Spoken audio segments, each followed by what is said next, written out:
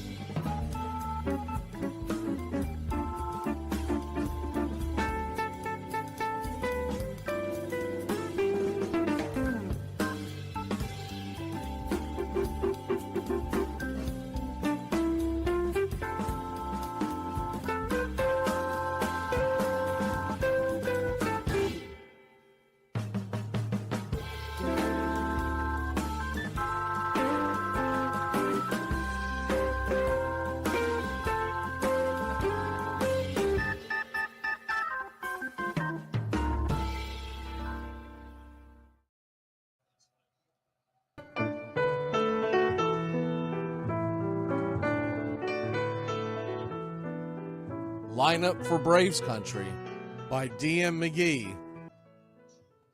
A is for Aaron, the Hammer and Hank, the real home run king. Take that to the bank.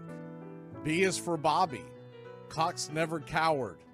He'd give Blue quite an earful on his way to the showers. C is for Chipper. Don't call him Larry. He would show up in Shea, the Mets he would bury.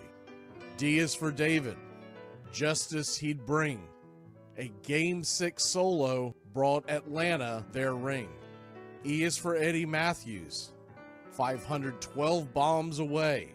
Lit skies from Boston to Milwaukee to the A. F is for Fred. McGriff dog-biting crime. A fire was lit the day he arrived. G is for Glavine. Southpaw winds and kicks, changing speeds east and west, a gem in Game 6. H is for Harry and his brother George Wright, the father of baseball, Boston pennants in flight. I is for inning, ending double play, Riley to Ozzie to Olsen all day. J is for Jones. Andrew let her fly, and his gloves in center is where singles would die. K is for strikeouts, a plenty from Strider. The quads in the stash, getting swings from that slider. L is for Lopez. Javi to B-Mac. Travis and Smurf, we've been lucky to see that. M is for Mad Dog. He won 355. Could swat flies with the changeup and still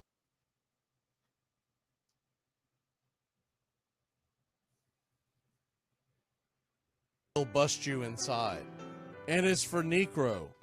He got to the hall by bending and knuckling and floating that ball. O is for Otis. Old Nixon could fly. The catch at the wall baffled our eyes. P's still for Peterson. We were all rockin' pearls. With Eddie and Jorge, we were out of this world. Q is a quandary for why Dale is not in. Murphy MVPs again and again. R is for ranking. The top pitchers lore. Remember Kid Nichols, 107 WAR. S is for Smoltzy. The big three in the hall. When the game's on the line, you give John the ball. T is for Tyler, Matzik, and the gift of 2021, the entire night shift. U is for Chavez, but we say Uncle Jesse. The frames, the release, kept the batters guessing. V is Van Weeren, Skip Carey 2, Don Ernie Joe, the tales from the booth. W is Warren, Spawn Johnny Sane. They'd ride him in Boston and then pray for rain. X is Mazzoni. Yeah, X marked the spot. Leo rocked next to Bobby, and his pitchers stayed hot. Why it makes us feel young, the game's main appeal. Chopping through the battery, there's no better feel. Z is for Zip Boom Bam, Rama-Lama Ding Dong. Throughout the summer, we sing that song. From AJ to eyeglasses and a hell of a pen. Mad Max, Uncle Charlie, win after win. A cannon from short, and RC you later. Acuna Matata, there is no one greater. Though you can't fit them all when you just A to Z. Think of your favorites in the rafters we see. I started with 3, then 10, 25, 47, 31, and of course 29. Let's not forget 21, 41, 35, the great 44, or 755, and old number 6, who led his great teams. The pennants were flying. It felt like a dream. From Boston to Milwaukee to Atlanta's TBS, a family, a tradition, Braves Country's the best. Line Up for Braves Country by D.M. McGee.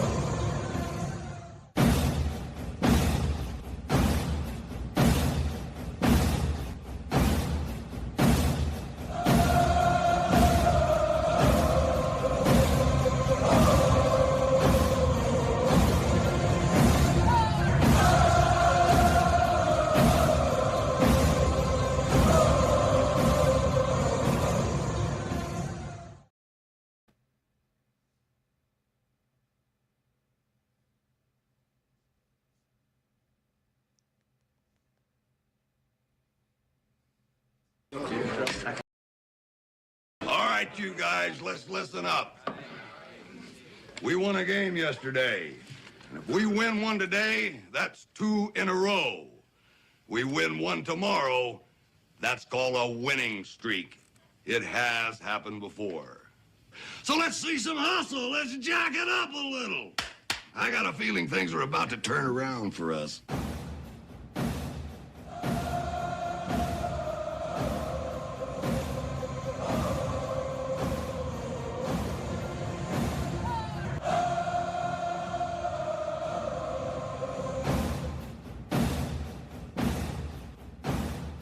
Ladies and gentlemen, we interrupt our program of dance music to bring you a special bulletin from the Intercontinental Radio News. You're in Braves country.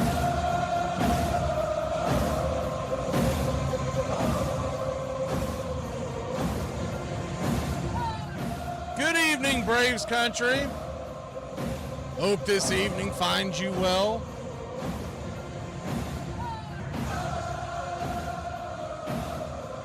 As we are just about set for pitch-by-pitch, play-by-play of your Atlanta Braves. And your Atlanta Braves are... We get one more win, and we were on a winning streak, right? We finally won a game, which normally that wouldn't be set for celebration, but it is today because it just felt like... I mean, it'd been September since we'd won a game. Hey, good to see you. I was worrying about you. Hadn't seen you in a while. What do you mean a day? I don't know what you're talking about. It's per month. Anyways, the Braves are set to set AJ Smith-Shawver to the mound tonight. We'll see what we get out of him. I'm hoping we get a good game out of him. I'd like to see him take the next step. That's the biggest thing that I have down for him tonight is I would like to see him take the next step. He didn't pitch terribly, but he only went 4 innings his first time out. I'd like to see him take the next step, go 5 innings. It would be great to see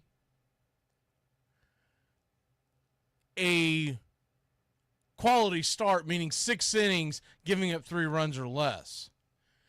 But I would take 5 innings of 2-run ball. I would take that right now from him. Cal Quantrill is who he's going to be going up against.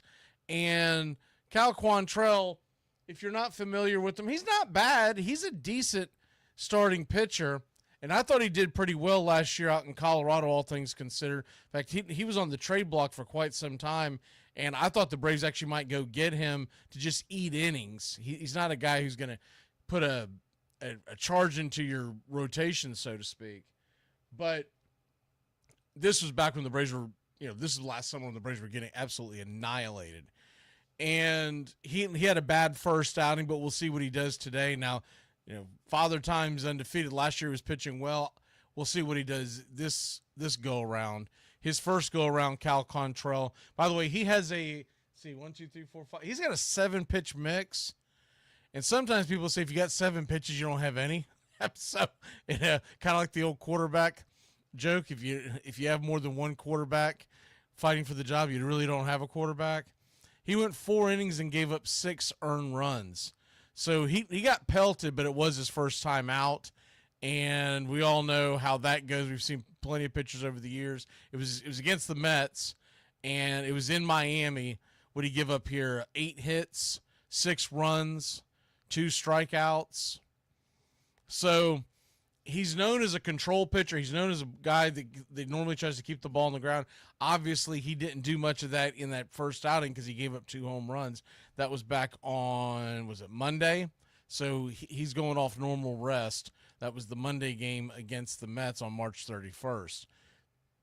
As far as A.J. Smith-Shawver's concerned, you're going to see a 4-pitch mix. Now, I found it interesting. His first outing, he did not use his changeup at all. And he used it sparingly during the spring. And he's gone more to a splitter. It's essentially the same pitch, but it's got a little more bite to it. So we'll see if he mixes in the changeup or if this is a situation where he's trying to get away from it altogether. But they do have it listed as one of the pitches in his repertoire, but he did not pitch one single changeup the entire game last week. So, couple of things I do want to hit on this is the Braves. Last night, I watched the highlights of it. Spencer Strider went 5 1/3 scoreless. I'm still waiting to see if there's any kind of a leak or anything, because hear me out, and I don't believe they've put anything out yet. So, but let me double check their main sports writer before I put my foot in my mouth. So this is. Well, it's just been updated. This is what I was hoping was not the case, but it is going to be the case. Spencer Strider looked damn good last night. He was spinning it. He was throwing Ks. He went 5 1/3. To me, that seems like he's ready to come back. But they're playing the Phillies on Thursday, which is when he would be due to come back, Wednesday or Thursday, depending. They're saying now that he's going to pitch one more rehab start on Thursday in Gwinnett. We'll see. We will see. Because if something happens, if one of these kids get bombed, if someone gets injured, et cetera, you could see there's still an outside possibility that Spencer Strider could pitch that last game in the series against Philadelphia on Thursday night. But if he doesn't, we are expecting Sean Murphy to be back by Tuesday, which means depending on what they decide to do, and they may very well send Drake Baldwin down, and not that he's done a poor job. I thought he's done a decent job behind the plate. He's very good at bats. But nonetheless, he is a guy that is probably better served getting every day at bats. So unless they're going to put him like a straight platoon, which I would prefer to see him learn on the job. I would like to see Drake Baldwin do a straight platoon with Sean Murphy, and every other day like they did with Murphy and Darnode a couple of years ago, and even tried to do it last year, except injuries got in the way. I would like to see that because I think he calls a decent game. He's solid defensively behind the plate. I know Murphy's a tick better, and in a really tight situation, you could always go pull Murphy off the bench and have him go out there. But Chadwick Tromp doesn't bring anything to the game as far as not only can you do a straight platoon with Baldwin, but also remember he's left-handed. So being left-handed, you can go out there and do the the righty-lefty matchups. I think Nick Allen is playing well. He's in the lineup again tonight. He's outperforming Arcia, and there was something that Snicker said last night that I didn't catch till later. He said he sees the game well, and you know what that's code for? It's code for the fact that Arcia just gets up there and slaps at the ball, whereas Nick Allen understands situational hitting. So I'm hoping this continues. Nick Allen I'm not saying don't ever put Arcia in the starting lineup, because you don't want him totally rusty if you have to go to him via injury or whatnot. But Nick Allen's done phenomenal, still hitting the ball well, and just ride the hot hand. It's time to do our pick to click.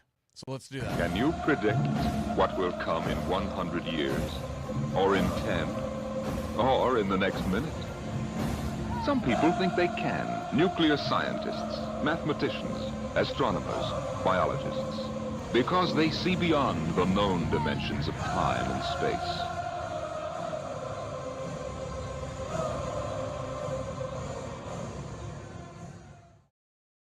I'm going to go with Ozzie Albies. 3-for-8 lifetime versus the Marlins starter, Cal Quantrill, but realize some of those have not been in Truist Park. But I'm going with Ozzie. He's hitting second tonight. I think he's due to get rolling. We got everybody else rolling last night. And I'll tell you what's nice to see. We're going to put it in the chat on a poll.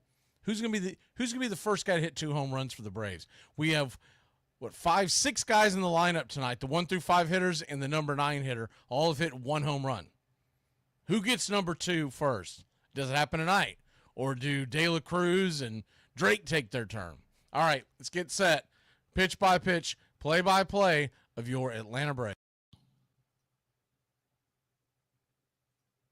Like me, you can't smoke like me. So don't try and be like me. Let's party together.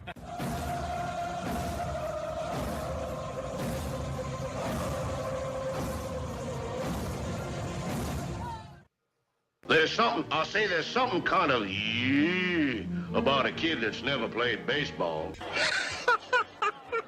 We have been hoodwinked, bamboozled, and flat out deceived. Why did you get so drunk? You got drunk.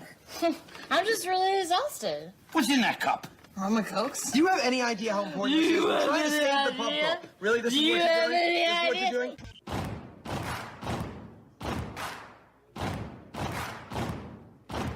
Baseball is a beautiful thing. It's more beautiful in an old park. It's asymmetrical and quirky. But even in a dome with artificial turf, it's beautiful. The way the field fans out, the choreography of the sport, the pace and rhythm of it, the fact that pace and rhythm allows for conversation and reflection and opinion and comparison. In right field, the crowd is tormenting Strawberries, singing Darryl, Darryl. Little roller up along first, behind the bag. It gets through Buckner. Here comes Knight, and the Mets win. And there's a fly ball deep to left. It's on its way. There it goes. And the Yankees are going to the World Series. Aaron Boone. Ground ball stabbed by Polk. He has it. He underhands to first for the first time in 86 years. The Red Sox have won baseball world championship. Can you believe it? It's a pastime, something you do. It's entertainment, something you watch. And it's a shared experience, something you talk about and read about. But you can apply those same 3 criteria to other things. What makes baseball special is that it's the best game that's ever been devised. Smith corks one into right, down the line. It may go. Go crazy, folks. Go crazy. Sure as God made green apples, someday the Chicago Cubs are going to be in the World Series. A little bouncer slowly toward Bryant. He will glove it in front of Rizzo. It's in time. And the Chicago Cubs win the World Series. Cubs win. What a lucky break. The good Lord wants the Cubs to win. How can you not be romantic about baseball? If baseball is about caring, about loyalty and rivalry. Braves fans are on their feet hoping for some kind of a bleeder or a seeing eye single. Here's the 1-2 pitch. Fastball hit high and deep down the right field line. It's going back, back, back. Is it fair? Is it zip, boom, bam, it's gone. Ram-a-lam-a-ding-dong, a 3-run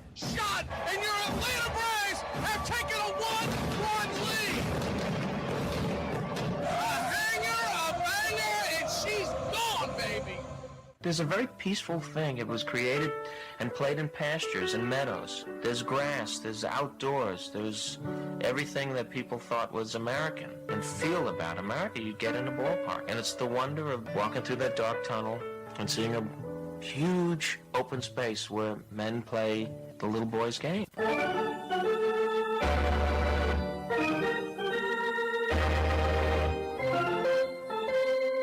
I believe in the Church of Baseball. I've tried all the major religions and most of the minor ones. I know things. For instance, there are 108 beads in a Catholic rosary and there are 108 stitches in a baseball. I prefer metaphysics to theology. You see, there's no guilt in baseball, and it's never boring. It's a long season and you gotta trust it. I've tried them all, I really have. And the only church that truly feeds the soul day in, day out is the Church of Baseball.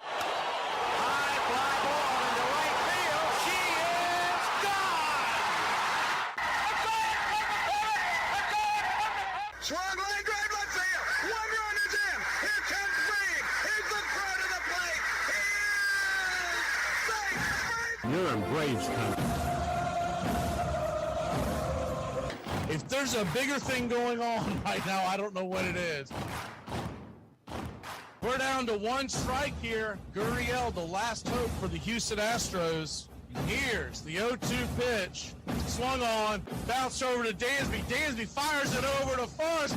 And here comes the dog pile. Fire the cannons in the battery. Do the chop all throughout Braves country. Pop that top. Your Atlanta Braves have won it all. Ladies and gentlemen, welcome. We direct your attention now to home plate. Please remain standing. We call your attention to our bands here today. They will be jointly directed. And now, another fixture.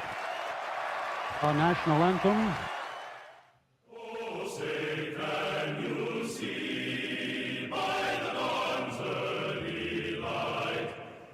So proudly we hail at the twilight's last gleaming, whose broad stripes and bright stars through the perilous fight, o'er the ramparts we once were so gallantly streaming, and the rockets' red glare, the bombs bursting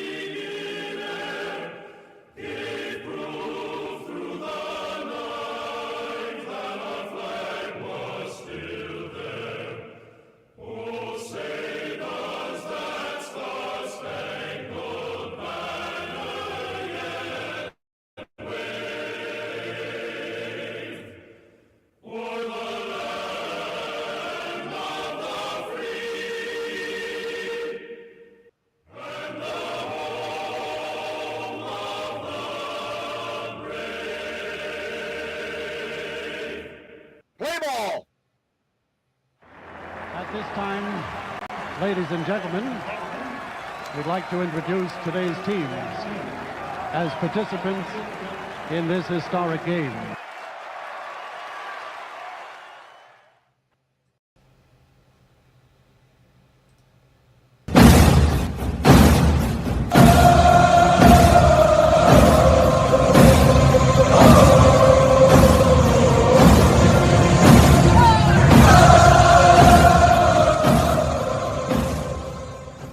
On a beer? 7 o'clock in the morning. Scotch? Hey, howdy, hi, and how the hell are you? Pull up an armchair, girls and boys, and join us for Braves Country Baseball. You're listening live, and the scene is Truist Park in Atlanta, Georgia. We're set to bring you pitch by pitch, play by play of your Atlanta Braves. Hi, I'm Mac McGee. Here's your starting lineups for today's action. Leading off for the Miami Marlins, playing shortstop, Xavier Edwards. No home runs, 3 RBIs, 2 stolen bases, batting .250 on the season. Batting second, playing right, Stowers. In right field, 1 home run, 4 RBI, 1 stolen base, batting .261. Batting third, playing second, Lopez. 2 home runs, 7 RBI, 1 stolen base, batting .303. Mervis is batting cleanup and playing first. He's 2 for 15 on the year, 1 RBI. Wackerman, the DH, is batting .200 with 1 home run, 2 RBI. Conine is in left field and batting sixth. He has 1 home run, 1 RBI, a .280 average. Hill is in center field and batting seventh. .278 on the season with an RBI. Pauly batting eighth and playing third. 3 RBI, .200 average. Hicks is behind home plate and batting ninth. No home runs, no RBIs, no stolen bases, batting .143. On the mound for the Miami Marlins, it's Cal Quantrill. He's 0-1 with a 13.5 ERA, a 2.25 whip, 4 innings, 8 hits, 2 strikeouts, 1 walk, and 2 home runs served. He'll be going head-to-head with A.J. Smith-Shawver. The SSAJ is 0-1 with a 4.5 ERA. On Sunday night, he pitched 4 innings with a 2.25 whip, 6 hits, 4 strikeouts, 3 walks, and no home runs versus the San Diego Padres. He'll be being backed up in the bottom of the first inning by your Atlanta Braves. Leading off and patrolling center field, it's Michael Harris II. Money Mike has raised his average to .233 with a 1 home run and 1 RBI. Batting second, playing second, Ozzie Albies. 1 home run, 5 RBI, a .219 clip. Marcell Ozuna is batting third, the designated hitter. He got his first home run of the year last night, up to 5 RBIs and batting .286. Batting cleanup and playing first, Matt Olson. The Ice House hit his first of the year last night. He's up to 5 RBI and a .222 clip. Austin Riley batting fifth, playing third. He's 5 for 31 on the year with a home run and 3 RBI, batting .161. Batting sixth, playing left, Brian De La Cruz. A .143 average, no home runs, no RBI, no stolen bases. Drake Baldwin is behind home plate and batting seventh. The Drake got his second hit of the season. He has 1 RBI, batting .091 to start his rookie campaign. And Nick Allen is batting eighth and playing short. He's 5 for 15 with the .333 average, 1 RBI, 2 stolen bases. Batting ninth and in right field, it's Kid Kelnick. He's just 3 for 24 on the year with a home run and an RBI, sitting at a .125 average. Calling balls and strikes behind home plate tonight, it's Junior Valentine. Your first base umpire is Marvin Hudson. Second base will be manned by Trip Gibson, and down the third base line, it's Ryan Blackney.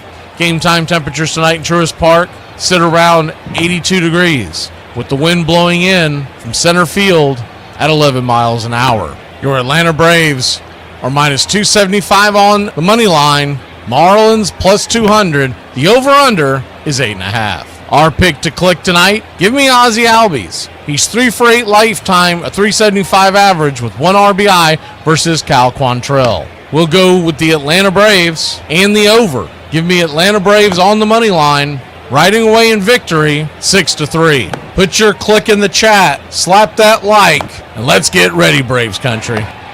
We'd like to thank everybody for choosing Braves Country Radio, and a special thanks to all the Country Club members. Please like on your way in and subscribe, set those alerts, and share Braves Country Radio to help build the crowd so we can continue to bring you the classic call of Braves Country Baseball. Well, it's about that time. Grab you a cold one. Find you an armchair. Atlanta Braves Baseball right here on Braves Country Radio. Your modern-day superstation is in its 5th season of bringing you pitch-by-pitch, play-by-play of your Atlanta Braves and our one-of-a-kind production. Take us anywhere you go for over 170 Atlanta Braves ball games. Please like and subscribe today. Join the Country Club. Thank you to all the Country Club members. You help support Braves Country Radio. Get this bus moving. Stop. Come back. Too late. Roll call! Yeah! Roll call! You're in Braves country.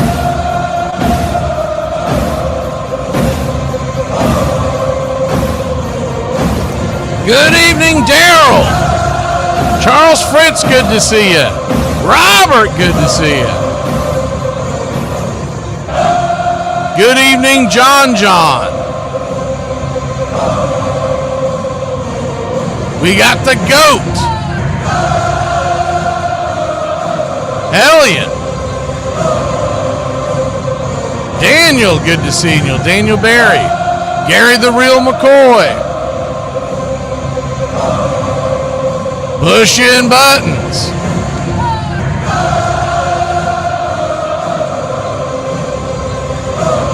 John, I might have to ask you about something via email in the near future. I'm trying to figure it out on my own, but I might have to ask you about something because you're up there in New York and you're out of our area. Who else we have in here tonight? We've got Tim, good to see you. Jillian. Billy Powers. David Smith, good to see you. I know I saw Edward Spry as I was getting to the top. Ricardo, the Mark type. Lucy, he's home. Ron Harold, good to see you. James Hagan.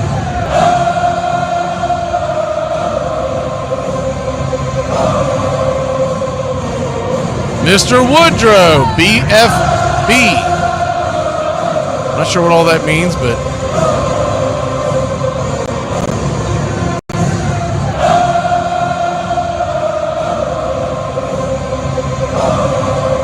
best friend. You know what? I probably don't want to know what it stands for. Good evening, bestie. We're just about set for pitch-by-pitch, play-by-play of your Atlanta Braves. And I want to see, is this really going to work?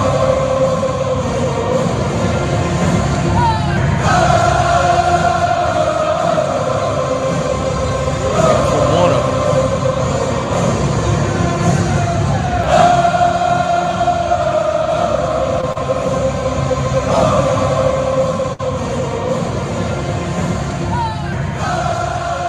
We'll be back in a flash, y'all.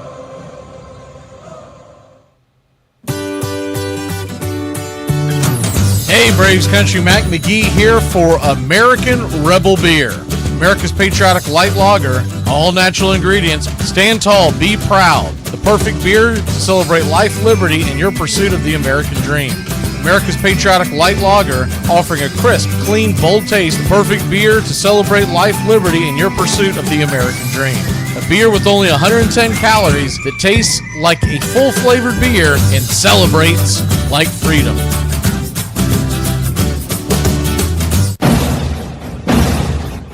Hey, Braves Country, this is Mac McGee with Braves Country Radio.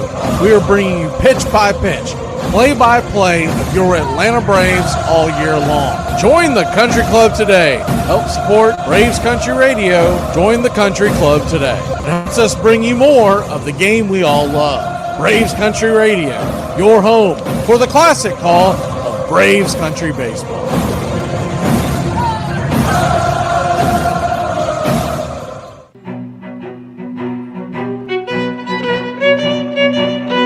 Hey, Braves Country, Mac McGee here for American Rebel Beer. From the mountains to the prairies to your pint glass with white foam, we're bringing back beer with a backbone. All that matters in our brew is taste and a touch of American excellence. American Rebel Beer, born in the USA.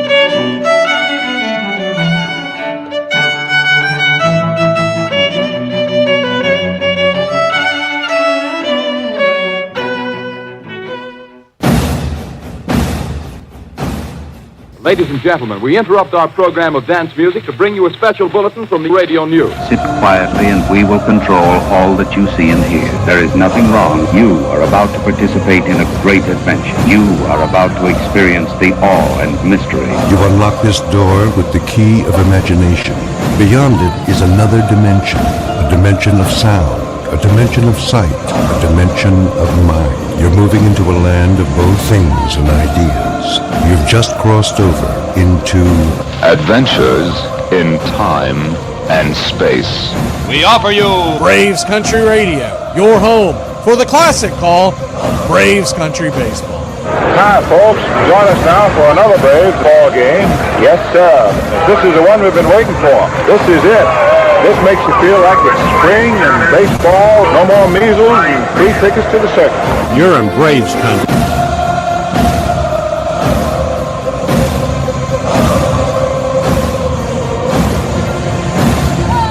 This is a reminder, disorderly conduct will not be tolerated. Please respect your fellow fan and refrain from any unruly behavior. Failure to comply with these guidelines will result in ejection.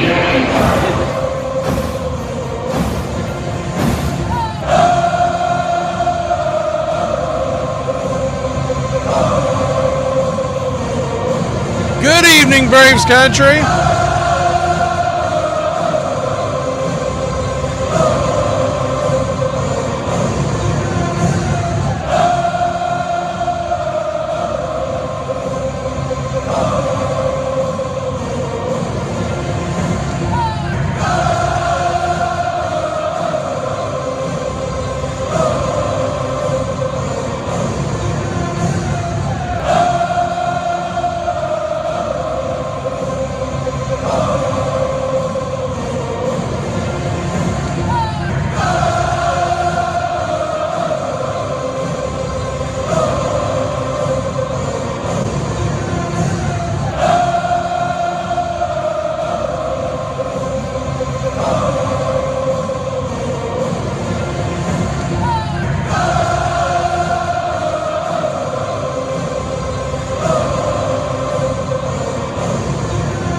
Jameson, are you working for that app or something? I keep seeing you put that in there.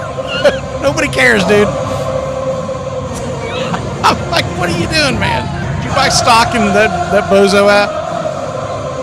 We're just about set for pitch-by-pitch, play-by-play of your Atlanta Braves.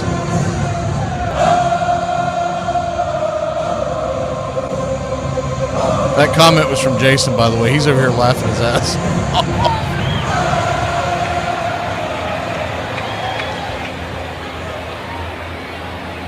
Atlanta Braves set to take on these Marlins on a Saturday night. First pitch set for 7:15, so we should be rolling here in a second.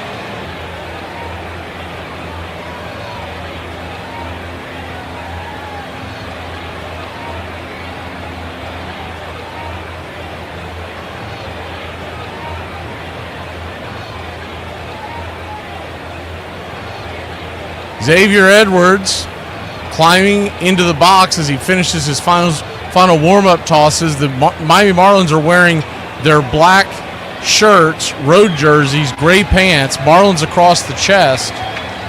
They'll be wearing black ball caps with the neon M and the fish on the side.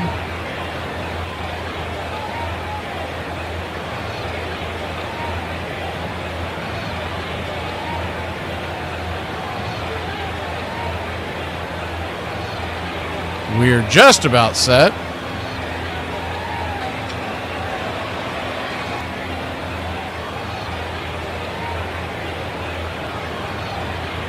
Xavier Edwards, main thing you need to know about him, he's going to try to get on and cause havoc. The Braves will be wearing their City Connect jerseys.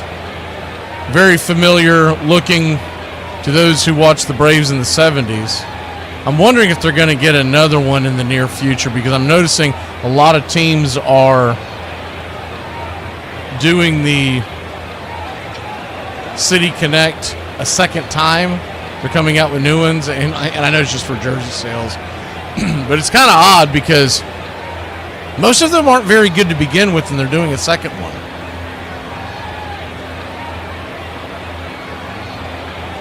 A.J. Smith-Shawver, we talked about this in the pregame. He's got a 4-pitch mix, and you'll see a splitter, a four-seam, a curve, and a slider. Curve, slider, and four-seam, he'll hang on quite a bit. He'll throw that slider in there about 15% of the time this year. He does have changeup in his arsenal, but did not throw one in the first outing.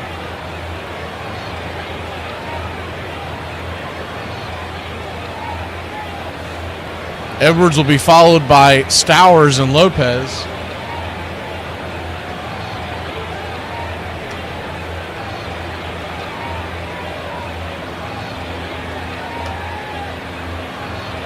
Braves looking to win back-to-back and get a second win of the year after a terrible start. They had a heck of a game last night, winning 10-0. And here's your first pitch. Yes, sir. It is baseball time in Braves country. First pitch on the way is dumped into left field. It's going to go off the leg of De La Cruz. De La Cruz boots it, and Edwards will get to second on what should be an E7 after a single. If he doesn't go diving for it and sliding for it, and I get it, he's trying to make a play there, but if he doesn't go diving and sliding for it, you're talking about a single. Instead, he slid and the ball hit his knee as he was sliding, and it kicked away a good 20 feet, maybe even 30 feet. By the time he got to it, the speedster Edwards, we're just lucky he's not standing on third.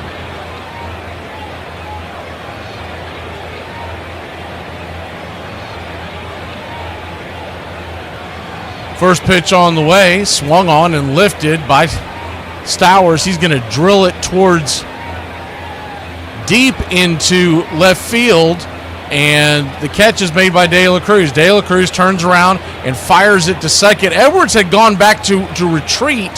He'll tag up, and he is going to be gunned down at third base. Marlins look to see if they want to challenge it, but no challenge will be served as a great throw by De La Cruz. Remember, he played right field for the Marlins quite a bit. If anybody knows who should and should not be throwing on, it should be the Marlins.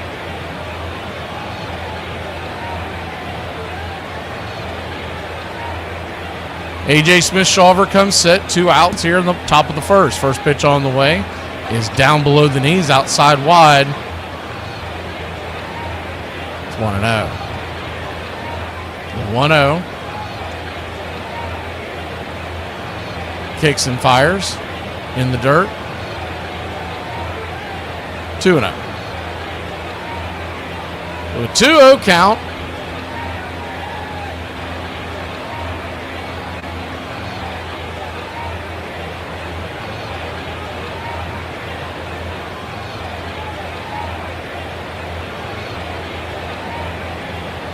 The 2-0 misses, now ball 3, 3-0.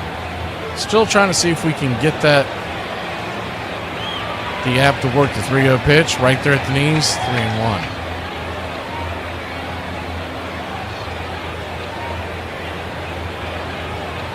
The 3-1. Here's the pitch. Inside. Full count. So full count. Those free passes will get you in trouble.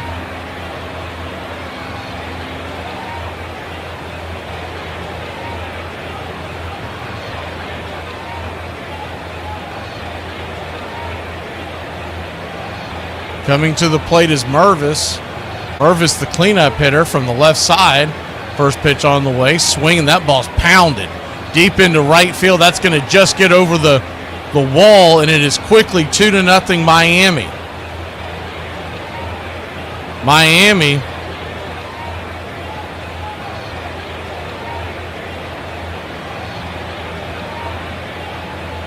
a 2-run home run.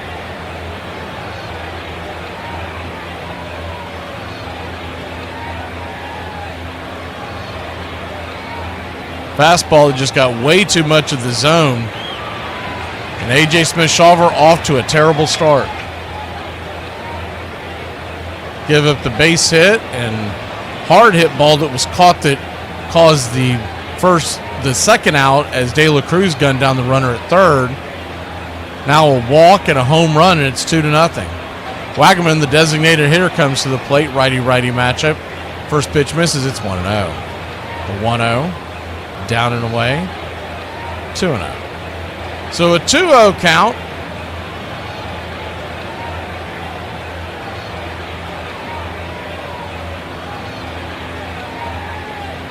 Shawver comes set. Kicks and fires. 2-1.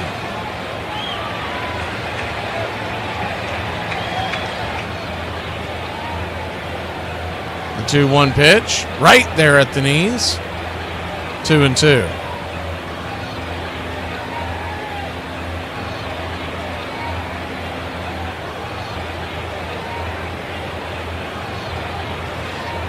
Braves nothing, Marlins 2. A.J. Smith-Shawver trying to get out of this rocky first inning. The 2-2 pitch misses out of the zone, 3-2.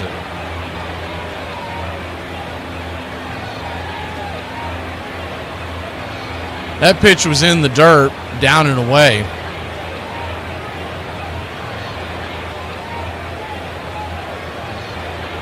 Nobody out, 2 on, Braves down 2. Here's the payoff pitch. Swing, belts that one down the line, but that'll go foul.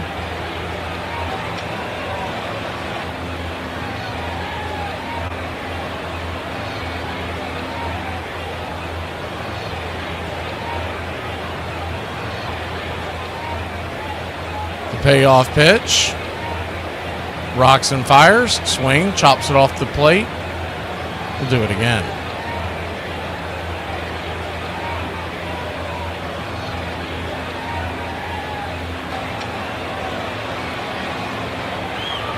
Payoff pitch from Shawver. Brings it down and away, ball 4. So his second free pass of the day. First one came in to score via the home run. Shawver just 16 pitches, but he's really struggling with his control.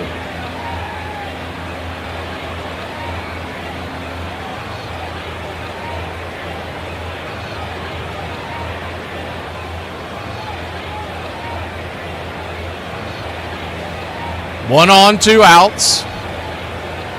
First pitch on the way is right there at the top of the zone. Curveball bending down for a strike. It's 0-1. Conine the batter. 2 runs, 2 hits, no errors for the Marlins so far. 1 on, 2 out. The 0-1 turns around and flips it over to first. Nowhere close to picking him off. Throw was on the wrong side of the bag, even if they had him leaning. Conine batting .280 this season with the home run. The 0-1, swing and a miss. It's 0-2. So an 0-2 count. Shawver trying to get out of this. Stop the bleeding. He's up to 18 pitches.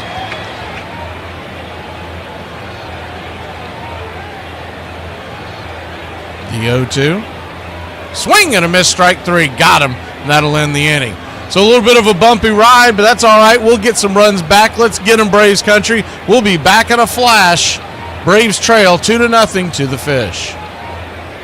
They were knocking when they said that these was a lost art, and this man mastered it. This is the career of Eddie Murray. He attended Locke High School in Los Angeles and was a teammate of fellow Hall of Famer Ozzie Smith. His rookie season was the only time in his career he struck out more than 100 times. He could hit for power. 362 of his 504 career home runs came from the left side of the plate. Despite the Orioles drafting him as a right-handed hitting first baseman, he finished in the top 5 of his league's MVP voting 6 times. Despite never reaching 200 hits in a season, he did have 12 seasons where he had at least 170 hits. He remains second in career hits among switch hitters, trailing only Pete Rose. He's one of only 7 players in baseball history with 500 home runs and 3,000 or more hits. He is the all-time leader in sacrifice flies with 128. He is not known for his defense, but he still managed to win 3 Gold Gloves. His .330 batting average in 1990 was the best in the majors. He made 8 All-Star teams. He was inducted in the Baseball Hall of Fame in 2003 with 85.3% of the vote. Bill James once said, his best year was every year. He never won an MVP award, but he was an MVP candidate every year.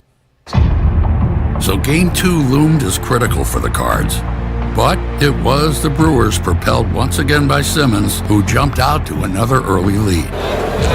It's hit well, and he will touch them all again. Simmons belted another home run, adding fuel to that fire. Why did we trade him? This isn't working out like we had planned. The Cardinals would be trailing 4-2 in the bottom of the 6th when they rallied, putting runners on the corners for Darryl Porter, the catcher Herzog had chosen over Simmons. Porter felt that pressure a lot, but somehow when they got to October, Darryl was a much better player. As if he wasn't afraid, he didn't feel anything. He has hit only .231 during the regular year. 2 out. Milwaukee 4, Cardinals 2. It's a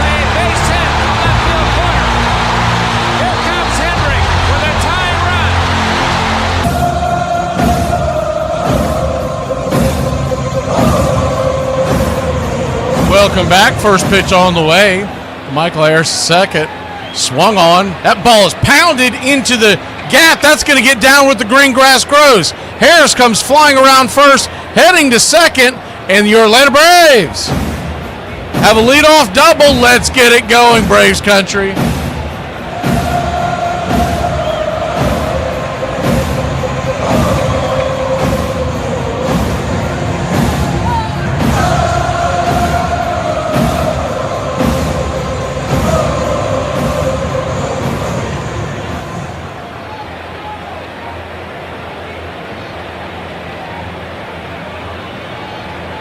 Righty-lefty matchup. Ozzie Albies the batter. First pitch down and in. Cutter misses. It's 1-0. Braves trail 2-0 here early on to bottom of the first, but we've got the leadoff runner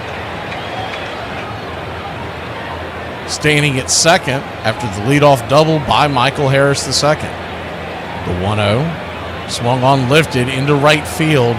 Right to the right fielder. Making the catch is Stowers. He'll fire it back into the infield.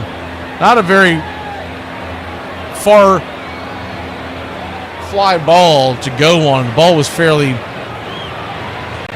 quickly hit. Harris, no real chance of advancing on that one.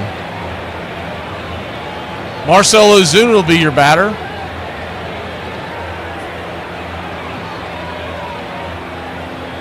Righty-righty matchup. He hit his first home run. First pitch on the way is down below the knees. It's 1-0. On deck is Olsen. He also got his first one last night.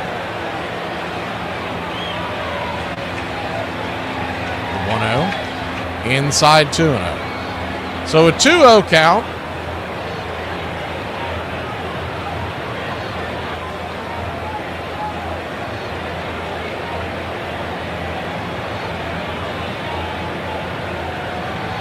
Righty, here's the pitch. Down and in, 3-0.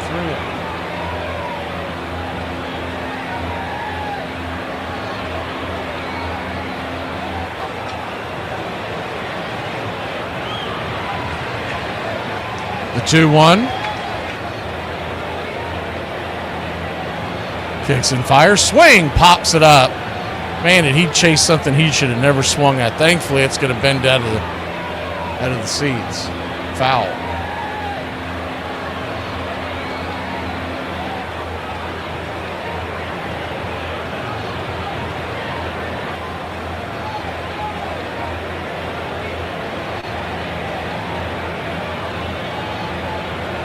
The 2-2. Kicks and fires. Swung on. Lifted down the line. Do it again. Get this in before someone hits it.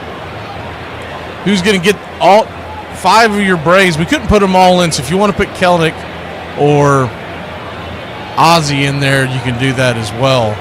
But we put the 4 guys most likely to hit the second home run of the year in the poll. The 2-2 pitch swung on, lifted towards right field, coming in, making the easy running catch. And Harris will retreat back to second base, 2 down.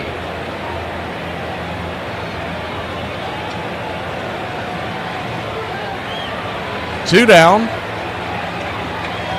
So I'm starting to realize that not having access to the 3D, I think it's a Braves stadium thing so far.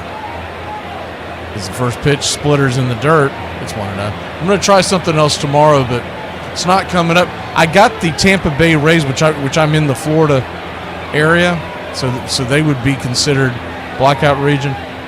I got the Tampa Bay Rays one to come up fine, but the Marlins, I just assumed that's what the problem was last night. The 1-0 in the dirt, 2-0. So a 2-0 count.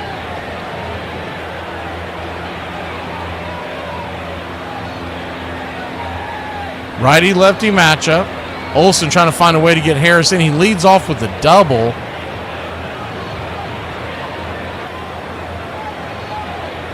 The 2-0. Swing. Scats it back to the backstop. 2-1.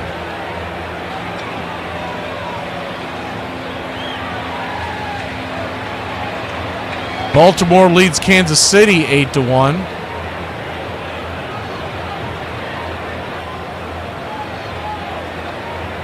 The 2-1 pitch. Down below the knees. 3-1. So a 3-1 count.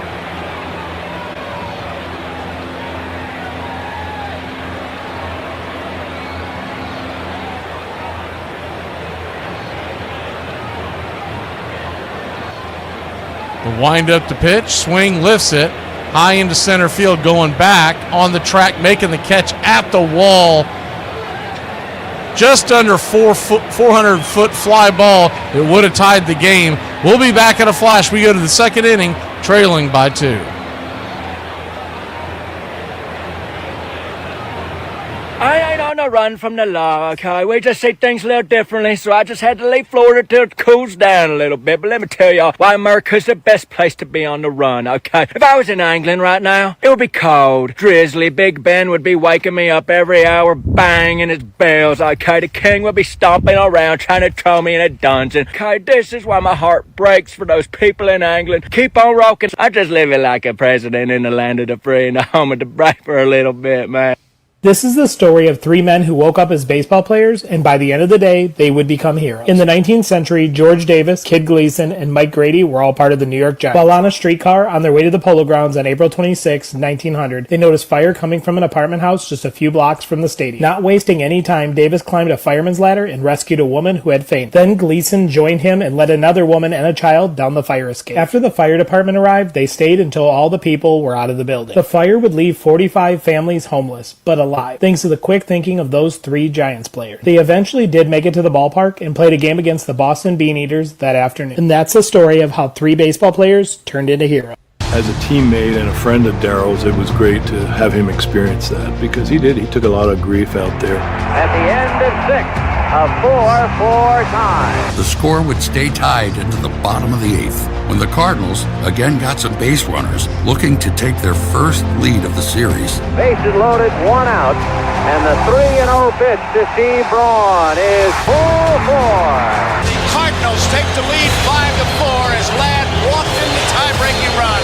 Meanwhile, the Cardinals bullpen ace Bruce Sutter had entered the game in the 7th inning and was on his way to retiring the final 9 Milwaukee batter. 1 on, and a drive to straightaway center, and Willie McGee puts it away. We head for Milwaukee, a game apiece.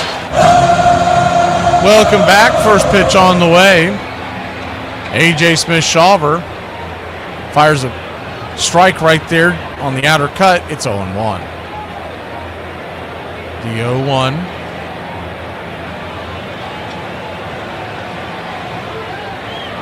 Right there, just misses 1-1. 1-1 count. Wind at the pitch, swing and a miss, pulled the string on that one, 1-2.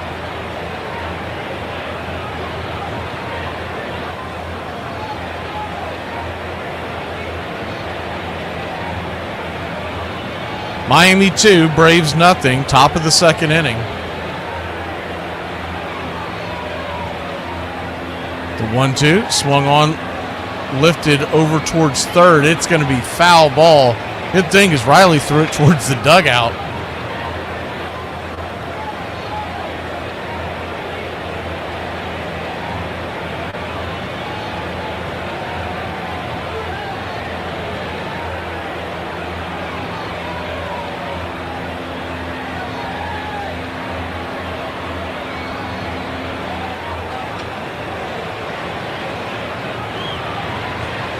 A.J. Smith-Shawver, 23rd pitch of the afternoon. The 1-2. Swing lifted into left field. Going back over his head, but sticking up his glove and making the snag is De La Cruz. Good defensive play out there. 1 down. Tell you what, if nothing else, he gives us a darn good glove out there in left field. Whereas typically played right field majority of the time in Miami, but He threw out Edwards in the first inning, if you're just joining us. Edwards, one of the fastest guys in baseball, threw him out going from second to third on a tag. First pitch to Paulie, the third baseman, is down and in, swinging a miss, strike. It's 0-1. The 0-1. Kicks and fires. Just misses, 1-1. 1-1 count.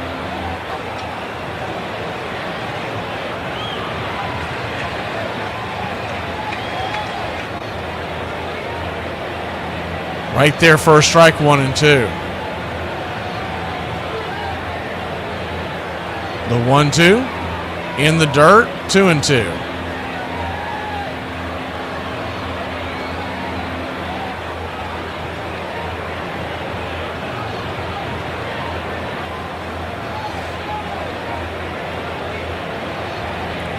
Two count. Caught, looking strike 3. He got caught watching the paint dry. 96 right above the caps, 2 away.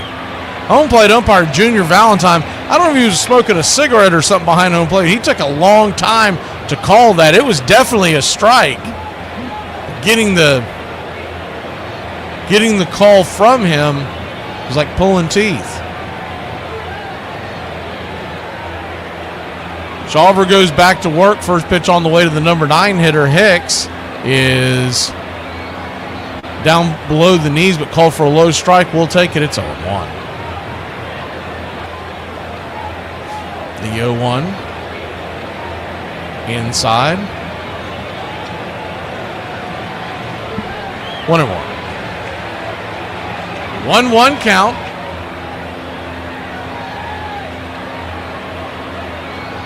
Same two teams back at it tomorrow. 1-1 curveball misses down and in, 2-1. We'll come on about 1 o'clock. First pitch, 1:40. We'll have the call right here. Pitch-by-pitch, play-by-play of your Atlanta Braves. If you haven't gotten the notice, we are doing Sunday games this year. The 2-1 pitch. Splitter misses high, 3-1. I'll probably say it a few more times this next week and then leave it alone, but the plan is to call every game possible this year. The 3-1, 95, just below the knees. He got the low strike. He's calling the low strike for sure. 3-2. Valentine's known to have a much bigger zone north and south than he is east and west.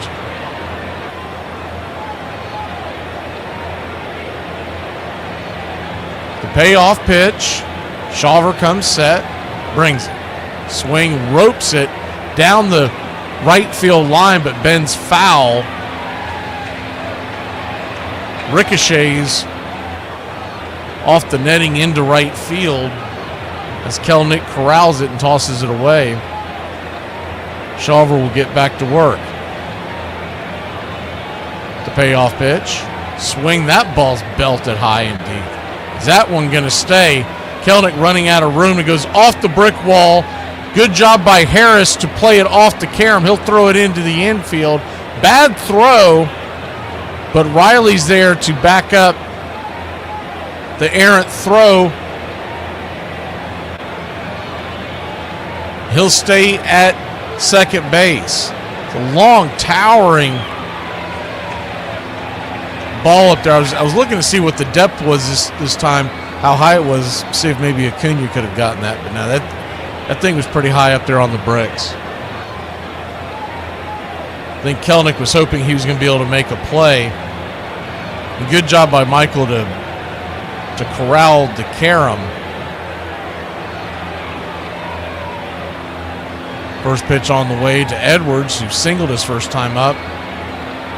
Pitch is outside wide. It's 1-0.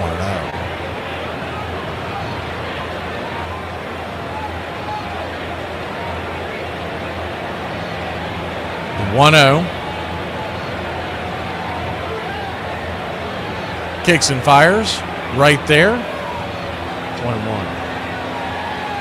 So 1-1 count.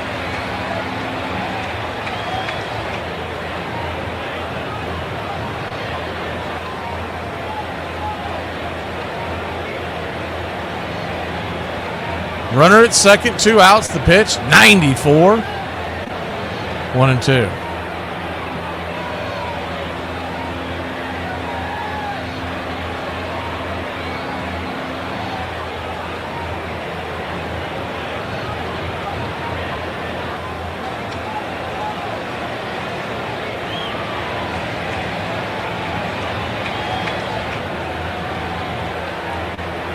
A.J. Smith-Shawver looks in to Baldwin as Edwards steps out of the box for a second. Here's the 1-2. Swing just got a piece of that. The splitter. He's been using that splitter more like a changeup. We talked about that earlier. Marlins 2, Braves nothing. Shawver trying to keep him right there. Braves will have the middle of the order due up in the bottom of the second inning. It'll be Riley, De La Cruz, and Drake Baldwin. The 1-2 from Shawver. Fastball swung on, sizzled back, fouled over the Truist Park sign on the bricks behind home plate. 1-2.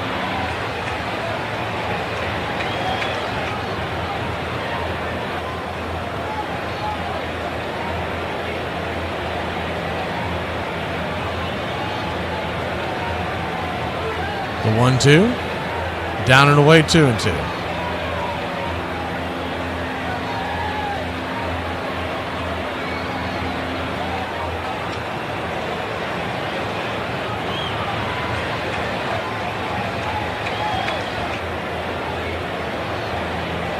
The 2-2 pitch, caught, looking strike 3. Got him with the splitter, yak him, and that'll end the inning. Edwards doesn't like it, but it definitely slapped the paint. We'll be back in a flash here on Braves Country. Braves try to get back the runs that we gave up in the first. Gentlemen, can you please explain to me what it is about the sundresses that you like so much? If any man tells her they are banned from the council. I think I'm going to emotionally quit my job. Like, I'm still going to work there, but I just don't think I'm going to care anymore. There's a saying I love, okay? It goes, the best time to plant a tree was 20 years ago. The second best time is today, baby. Don't wait, okay? A lot of people in the comments saying they hope they could be like me when they get older. Fun and free and silly and stupid. Guess what, baby? You don't have to wait, okay?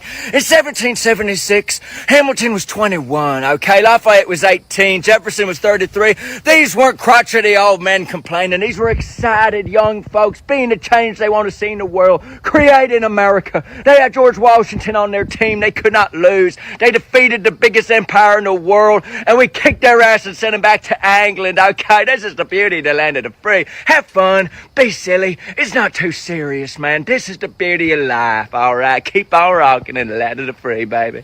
Normalize not going out because you got the toots. Y'all, if it's one thing I definitely know how to do, is turn $1,500 into $1.50.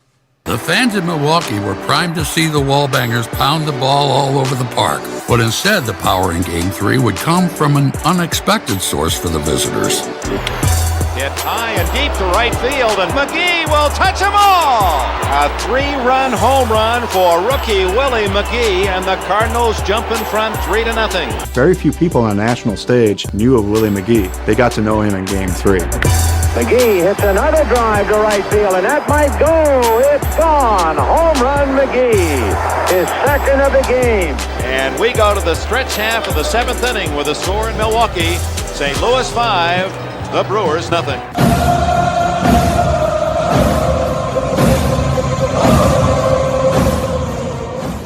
Welcome back to Braves Country Baseball.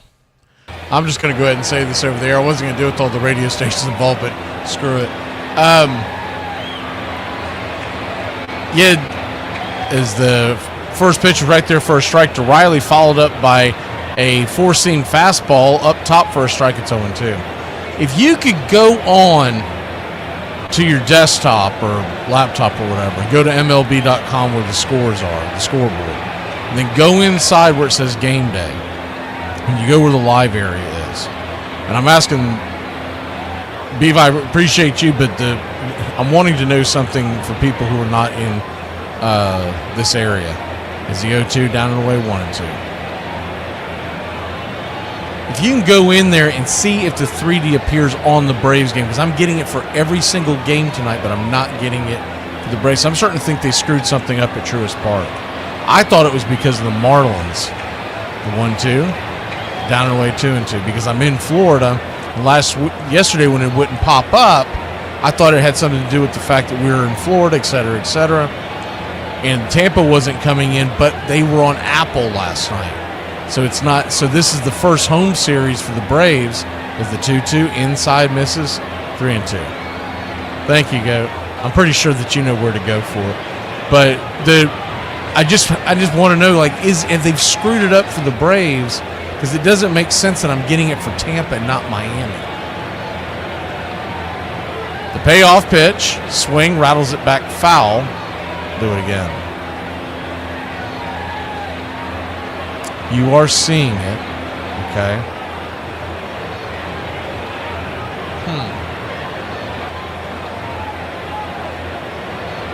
It's really strange that it's only applying the 3-2. Swung on, pops it up, high in the sky, coming over, making the running catches. Lopez at the line, away.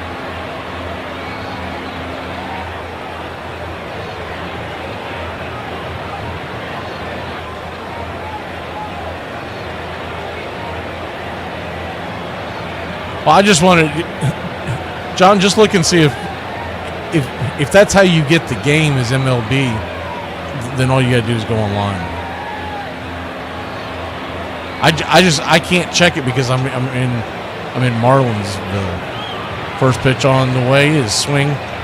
De La Cruz rattle back foul. It's 0-1. That's why you're not seeing it tonight and last night. But I thought it had something to do with the whole being in the Marlins area. But the Rays are popping up, and they are in the same zone as the Marlins. So the whole thing doesn't make sense.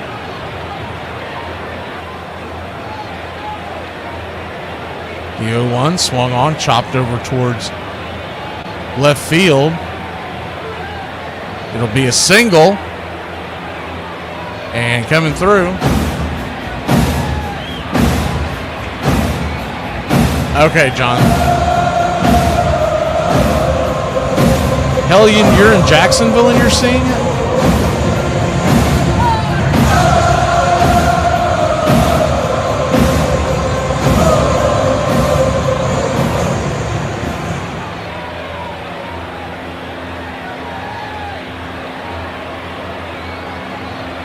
That really doesn't make sense.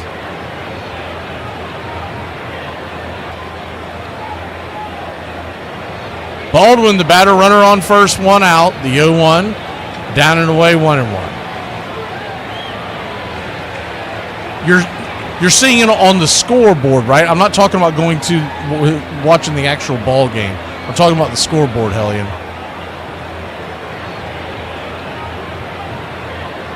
Please don't do that because they'll block you on that. The 1-1, grounded over towards second. It's going to be a 5-4-3 double play, and that'll end the inning. Let's not do that again, Hellion. We'll be back in a flash here on Braves Country. And another thing, stop watching my page before I post what you're looking for, and you have a stroke. If you're American and someone tries telling you you're too big for your britches, remember this, okay? George Washington was too big for the British, and they need to quit snitching and bitching, wishing you'd fit in your British britches, baby. This is the land of the free. We outgrow our britches every day. December 2nd, abolitionist John Brown was hanged for treason and murder after his failed raid on Harper's Ferry in 1859. Harriet Beecher Stowe's Uncle Tom's Cabin had already stirred Northern consciences about slavery, and Brown's actions turned moral outrage into calls for action. A fervent abolitionist, Brown believed slavery was a moral sin that required violent resistance. In the 1850s, he gained notoriety in Bleeding, Kansas, leading violent raids to oppose pro-slavery forces. In October 1859, Brown attempted to seize the federal arsenal at Harper's Ferry, Virginia, aiming to arm, enslaved people for a massive rebellion. His plan failed and he was captured by U.S. Marines led by Robert E. Lee. After a swift trial, Brown was convicted and executed. To the North, he became a martyr for freedom. The South was horrified that Northerners celebrated him, but learned 3 things from the raid. Their slaves did not rise up, rich and poor white Southerners were united in defense, and the federal government would protect slavery. Their conclusion? The South must maintain control over the federal government and the presidency. Hey, I got a quick question for all my barbers out there. What are y'all doing differently nowadays for a single haircut to cost $75?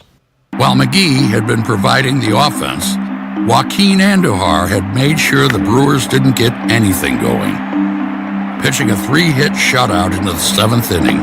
5-0. The Cardinals are out in front of Milwaukee. We're in the bottom of the 7th inning. Right off his knee, and he's hurt. Andujar is hurt.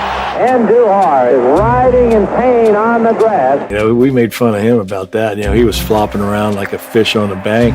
And the first thing he says when we got him up, he said, "Call my mom and tell her I'm okay. I'm okay."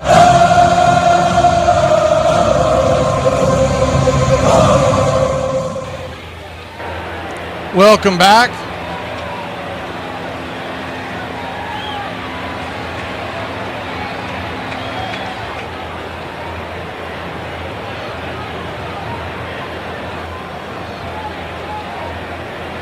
First pitch on the way is a splitter by A.J. Smith-Shawver. Righty-lefty matchup. Stowers the batter. Four-seam fastball misses. 2-0.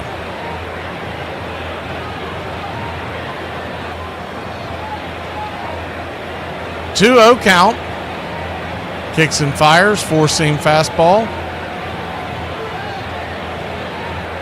We're going to say that missed. 2-1. The 2-1. Swing and a miss. Splitter over the top.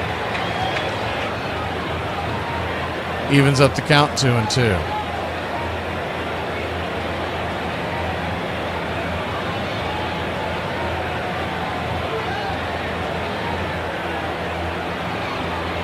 Two count.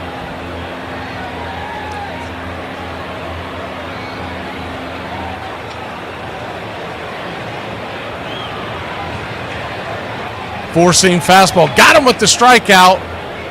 One away.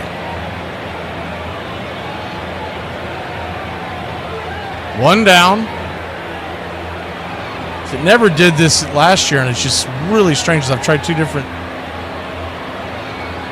devices.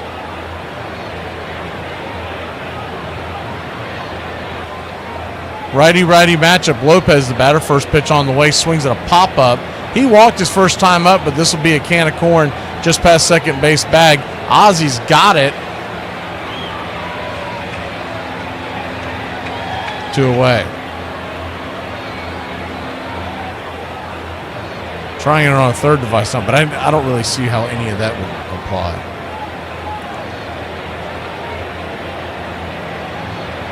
Two down.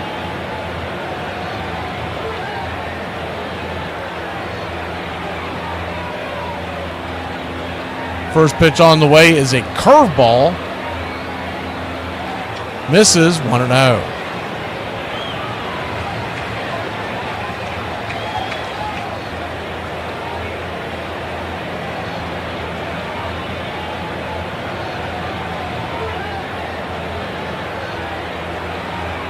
Misses. 2-0. So a 2-0 count to Mervis.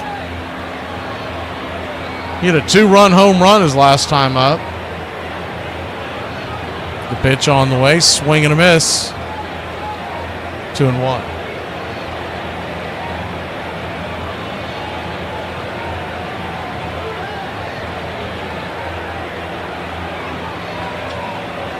The 2-1 swung on. That ball's going to get kicked into right field. A 2-out single for Mervis. He's now 2 for 2 on the day.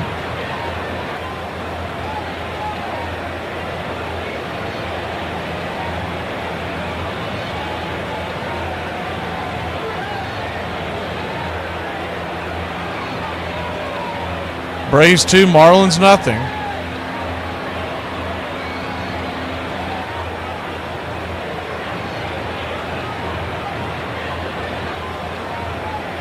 The pitch. Right there for a strike on the outer edge, curveball. 0-1 count, runner at first. 2 down.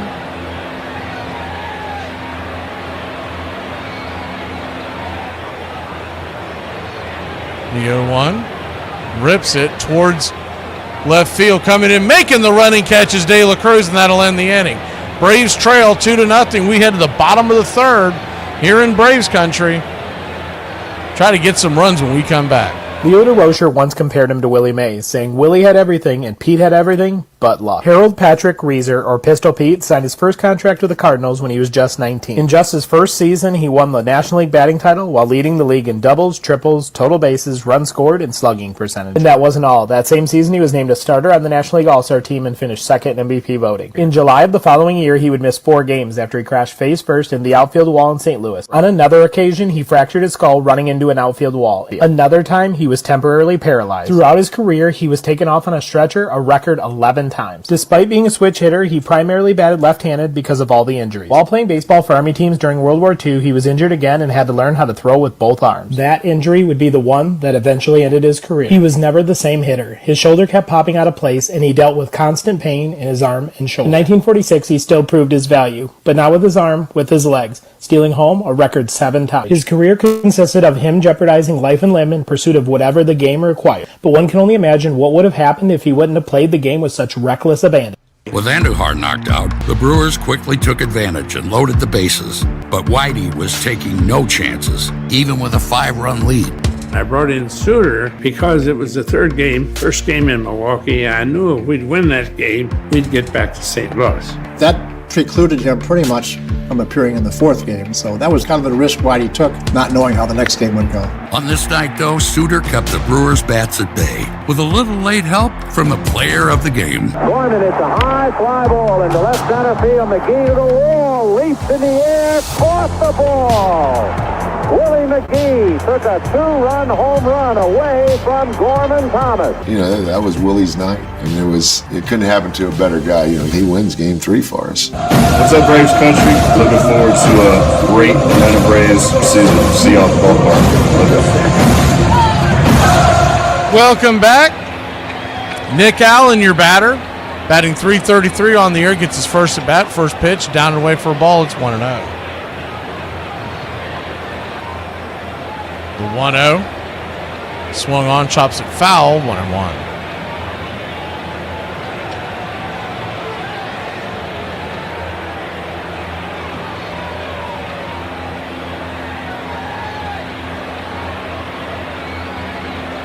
One count. Fastball right down the pipe.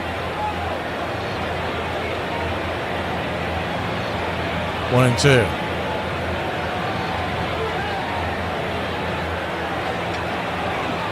Marlins 2, Braves nothing. Bottom of the third inning. The 1-2 outside wide, 2-2.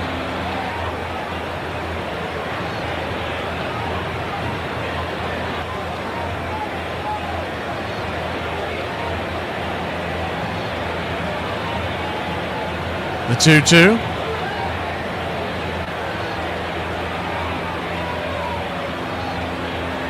Misses. Yeah, that's not it. That's not 3D. You just showed me a screenshot of the. That's not it. The 2-2. Check swing. Did he go around? He did. Strike 3. Looked a little closer than that, but Allen did not argue it. So that's not 3D. Hellion. I mean, I think you ought to know what it looks like. I'm not being smart, but you just showed me a picture of them, the guys standing there, 2D. First pitch on the way is swung on and sliced into center field, down for a base hit. And Jared Kelenic gets on. Runner on first.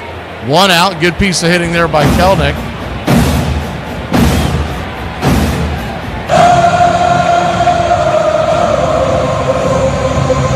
Michael Harris, the second comes to play. He hit a double into the gap his first time up. Let's see what we can do here. First pitch. This is outside wide splitter. It's 1-0.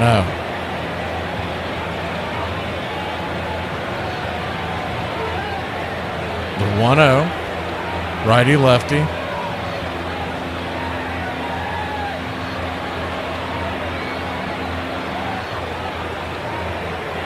They're going to flip it over to first, keep Kelnick close by.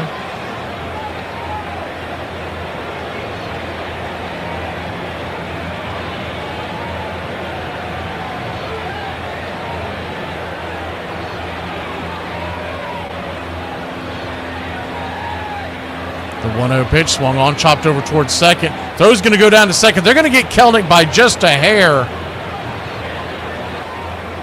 2 away. On the play, Harris will trade spots with Jared Kelnick.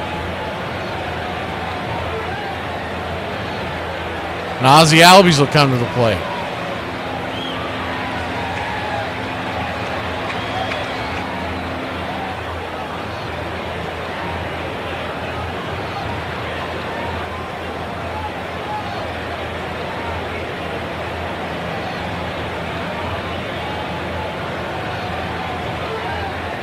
Quick timeout is made.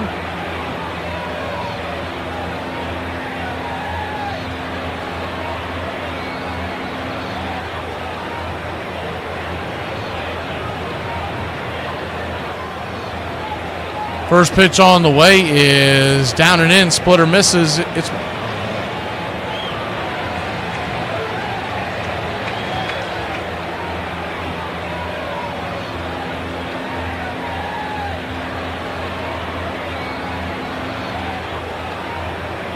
the 1-0, runner goes. Pitch on the way, high.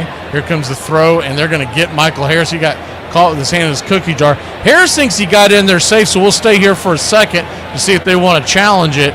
Harris is convinced he was safe. The throw looked like it beat him. Harris staring into the dugout. And Snicker. That doesn't look like they're going to challenge it. Let's see if we can get a replay when we come back. Hey there, it's day 4 out here on the boat. You know me, living out here on the water till tax season's over, taking advantage of that maritime law, just like George Washington said.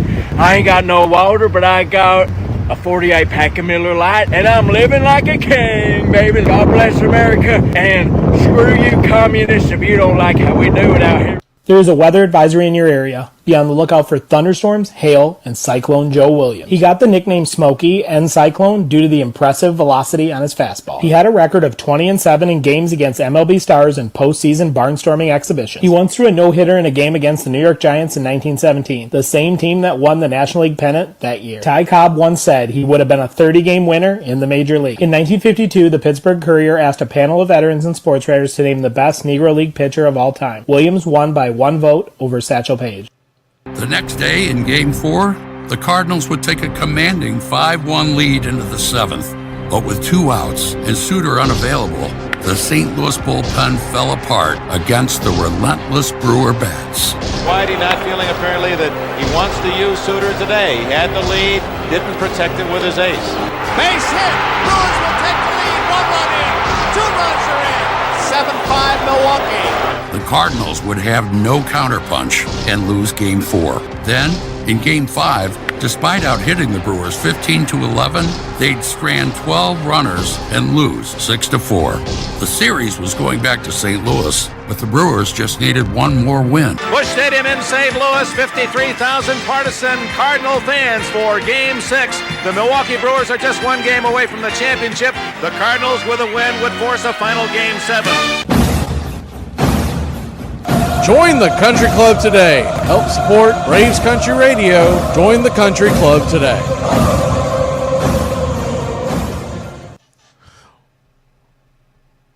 Welcome back, Braves Country.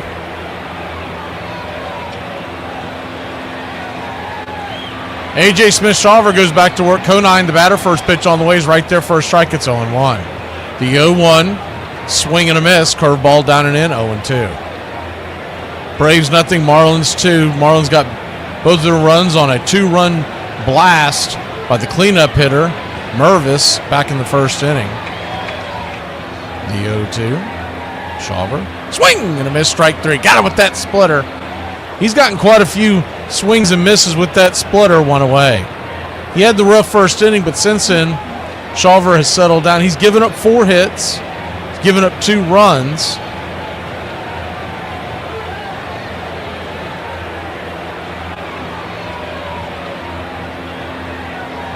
He has struck out 4. First pitch on the way. Excuse me, make that 5.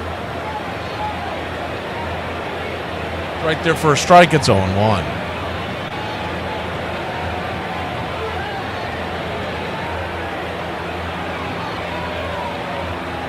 The 0-1.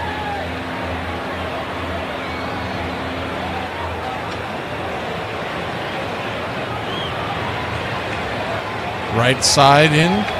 0-2.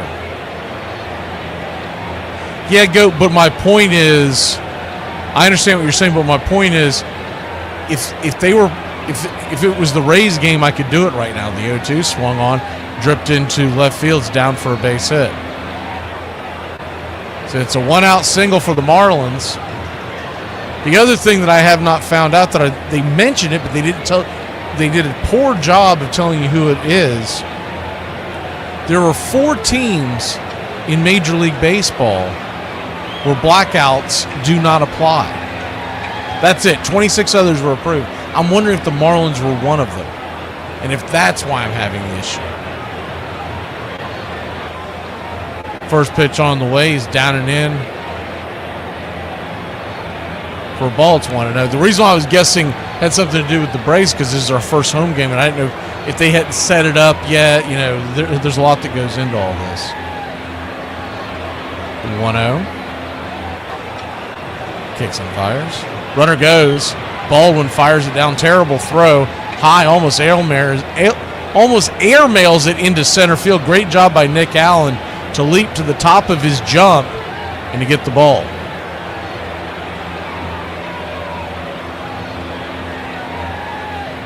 Thank you, Keith. And I apologize. I'm giving y'all spotty play-by-play these last 2 nights, the beginning of the games, because this issue's driving me nuts. But we'll get locked back in here. The 2-0 is a swing and a miss strike. It's 2-1.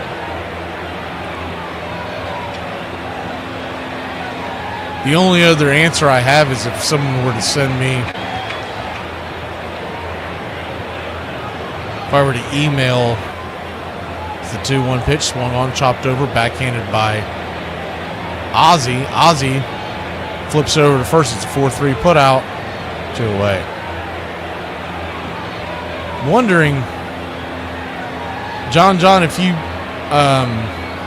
because I know that Goat's always busy at work, but I'm wondering if you could, if I send you an invite into this app because you're out of market, and I gave you the credentials, if we could get it hooked up next time. First pitch on the way is swung on and fouled back out of play. It's 0-1. Hicks is the batter. We appreciate everybody still coming in here tonight and hanging out watching the game.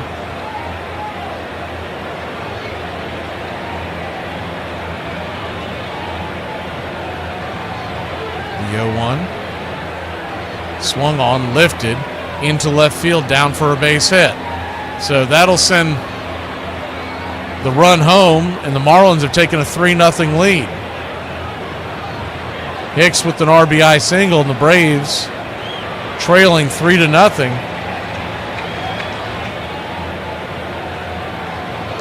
Good job by Hicks to just take what he was given.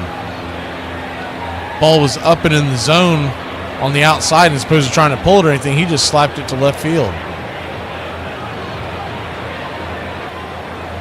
First pitch on the way, gets away, goes to the backstop. Runner goes down to second.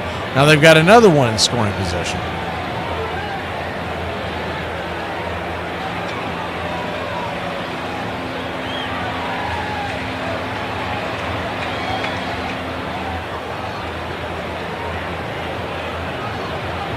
1-0.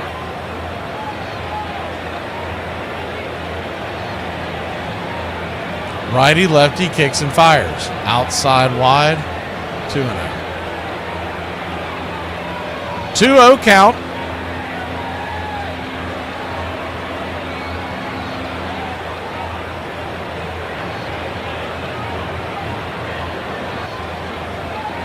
Runner at second. Will wind up the pitch. Just misses the outside, 3-0.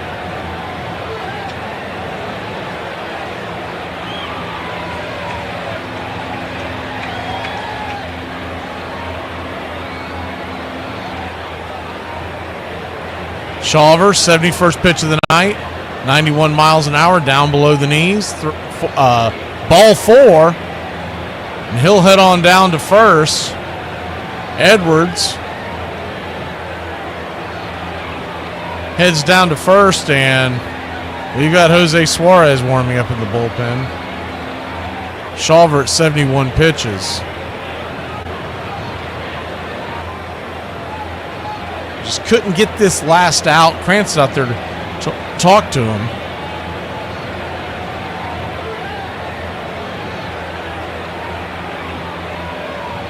And then you got a couple of young, talented kids up there. Drake Baldwin and A.J. Smith-Shawver. I think sometimes we're just going to be dealing with the fact that they're wet behind the ears.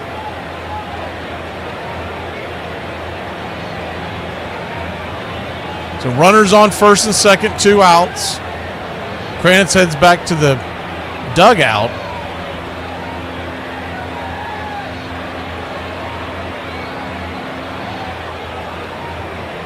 Braves infield is back into the right. Shawver's just got to keep this game within reach. We can get to that Marlin bullpen. First pitch on the way is a curveball down and in for a ball. It's 1-0.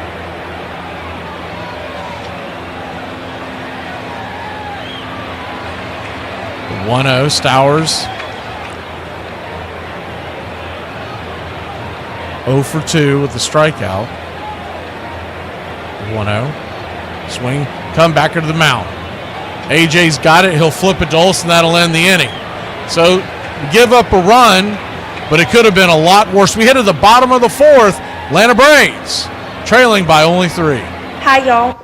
It's time for Appalachian Word of the Day. The word of the day is fascinate. I think I'm gaining too much weight because I had 9 buttons and I can only fascinate.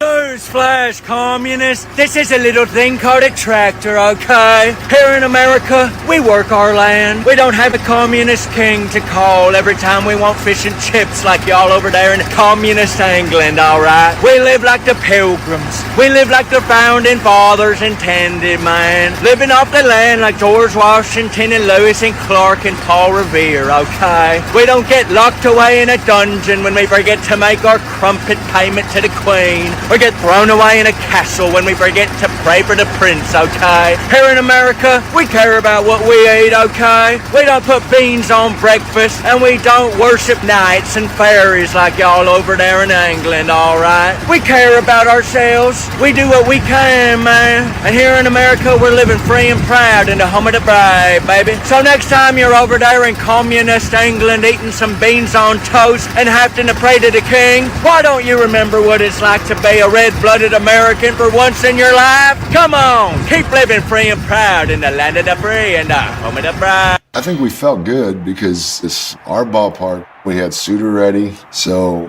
we were confident, but we knew that we had to get off to a good start. And sure enough, St. Louis was able to put 2 runs on the board in the second before a red-hot Darryl Porter would start a decidedly uncardinal explosion a few innings later. And a high drive, deep right, home run. St. Louis Cardinals are alive and well and leading 4-0. High drive, deep right field. Hernandez will touch them all.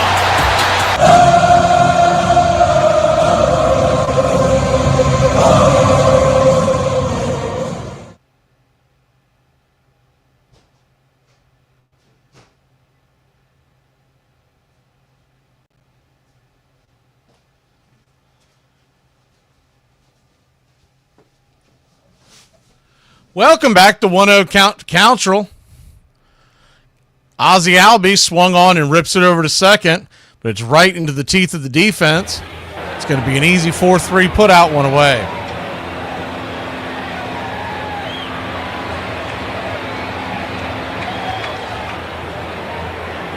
Starting to think the Braves went out and got drunk about it because they won the opening game in Truist, not thinking about the fact they're only 1-7 on the season. One down. Cal Quantrill. Just 39 pitches. First one on the way to Ozuna is outside wide for a ball. It's 1-0.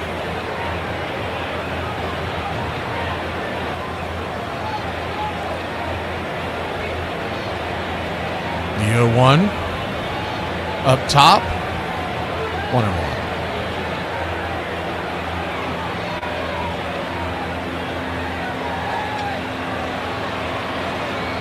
The 0-2 count.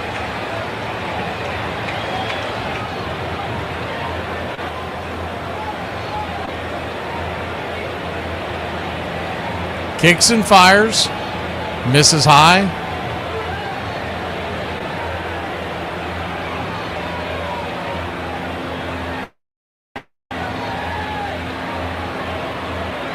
Braves nothing, Marlins 3, bottom of the fourth inning. 1-2 to Ozuna. Curveball bends down and away. 2-2.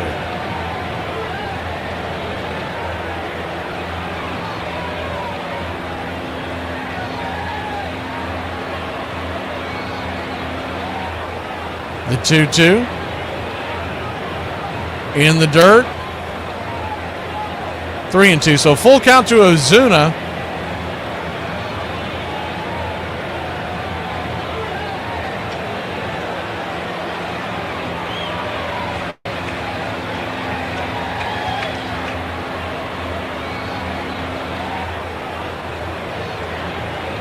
Payoff pitch from Quantrill. Brings it down below the knees, ball 4, and he calls it for a strike. Oh, my goodness. Terrible call by Junior Valentine. Flat out awful.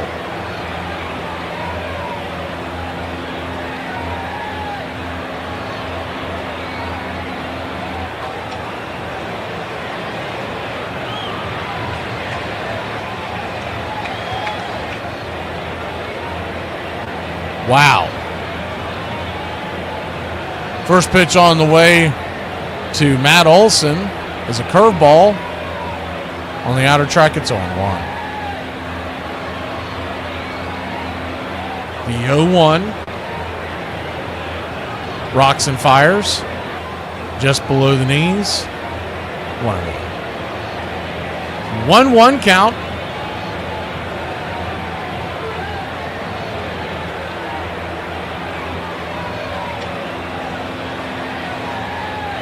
Called that a strike. Are you kidding me? Make that an 0-2 count to Olson. The 0-2 pitch. Inside 93.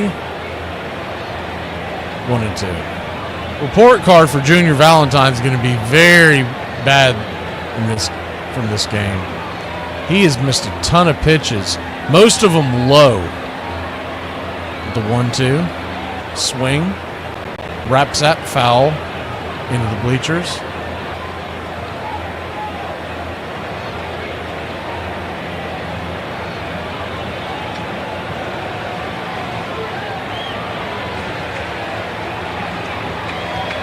The 1-2.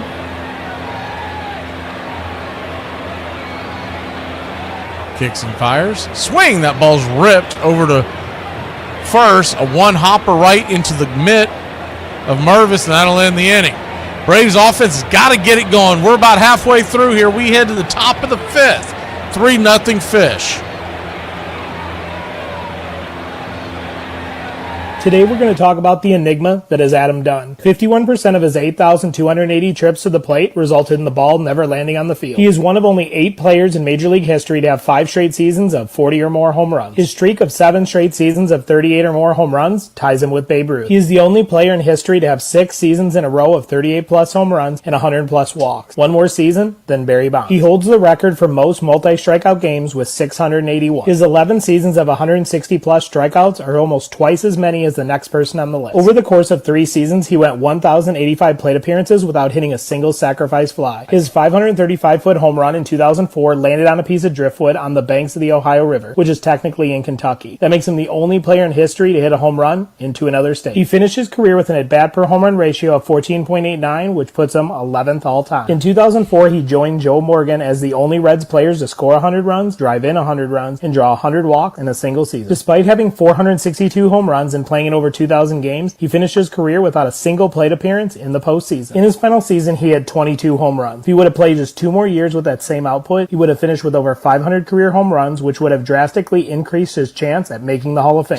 The St. Louis Cardinals, last in the major leagues in home runs, muscle up tonight at 7-0 St. Louis. Meanwhile, rookie John Stuper was shutting down the Wallbanger lineup. Stuper retires the Brewers in order. Here it comes hard. It is really raining now. They're going to put the tarp on. The umpires are waving the teams off the field. The game would eventually be delayed by the rain twice for more than 2.5 hours, but it was another time, and Stuper would still be on the mound in the 9th, with the Cards leading 13-1. 2 out in the 9th inning. The 1-1 pitch on the way. Swung on, a fly ball to center. The World Series is tied at 3 games apiece. Welcome back. Braves go back to work. A.J. Smith-Shawver. See if we can get him through 5 innings. First pitch misses. It's 1-0. The 1-0 swung on, chopped over to Riley. Hard hit ball. Riley backhands it, fires it, spins, turns to first, and it's a 5-3 putout. 1 away. Good play by Austin Riley.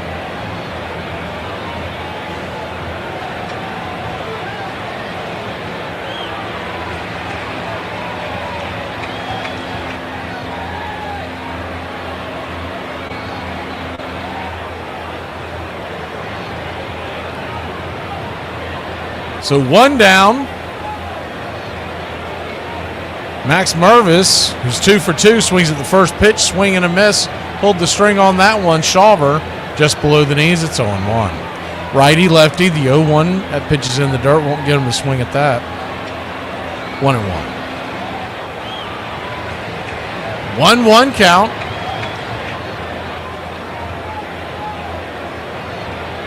Brings it. Swing. Chops it foul. 1-2.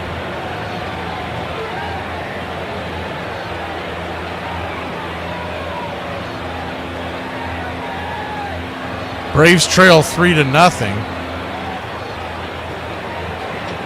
Still a long way to go in this one. We get 5 more at-bats and hopefully a crack at that bullpen. The 1-2 in the dirt. 2-2.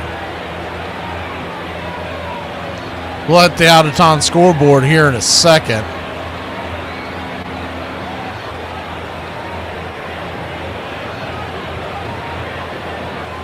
The 2-2. Swing and a miss, strike 3. Got him with the splitter on the outer edge. Good pitch. 2 away.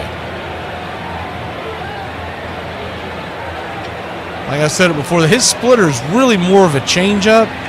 It's coming in low 80s. So you wouldn't realistically call that a splitter, but that's what he refers it to, so that's why they're calling it that. But it's really more of a changeup, but it's just his grip. He's throwing it. Typically, your splitter is closer to your fastball speed. First pitch on the way from the fastball, misses wide and out of the zone. It's 1-0. Wagaman, the batter. 1-0. Swung on, rips it. Over to third. Riley dives, jumps up, fires it to Olsen and throws it away. Such a difficult pill to swallow there. Riley hopping to his feet. He probably had a little more time to gather himself. He's smacking himself on the chest, realizing that's going to be an E5. I don't think he had a very good grip looking at the replay. He had time to maybe poise himself and corral it and flip it. And Snicker, are you kidding me? He's not going to let the kid pitch the fifth? Ugh, this guy. All right. They're going to send Shawver to the showers. We'll be back in a flash here on Braves Country. Stop acting like a hood rat and bring your black ass home. You been gone for 3 damn days, 4 days, like you don't care nothing about nobody. Like you don't exist no more. So get your black ass home, because I had cooked meatball, I had cooked ham hock and pinto bean and buttermilk cornbread yesterday. Waiting on you to bring your ass home. You out running around with your hood rat ass buddies. Newsflash, communists. Here in America, we catch fish, okay? Man, out there in London, England, you can't even wipe your ass without the king telling you what to do. Sorry, England, but in America, we like to live in nature, okay? We like to fish and live off the land like the founding fathers intended, man. This is what George Washington and Lewis and Clark had in mind when they invented this world, okay? Sorry, but this is the land of the free, baby. This is the home of the brave. So next time you talk about communist England and having a king, try to remember what it's like to catch a fish for once in your life. Come on, man. That was the first and only Game 7 I've ever attended in person. I don't know how to describe it, but there's just a palpable sense of urgency, nervousness, anxiety, excitement, and that's from the fans. I mean, I can't even imagine being on the field. A capacity crowd here at Busch Stadium on a cool, crisp evening. The energy that people bring to the ballpark, we knew that we were in Game 7 and we had a chance to win it all. That was a special day. You play a whole season, a championship series, and you come down, the two teams have their two best pitchers working. It's just perfect. Starting pitchers, Pete Vukovich for Milwaukee, Joaquin Andujar, sore knee and all, for the St. Louis Cardinals. Braves Country Radio, your home for the classic call of Braves Country Baseball.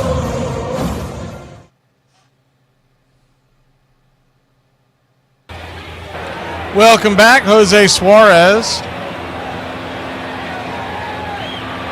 will come on. Lefty-lefty matchup.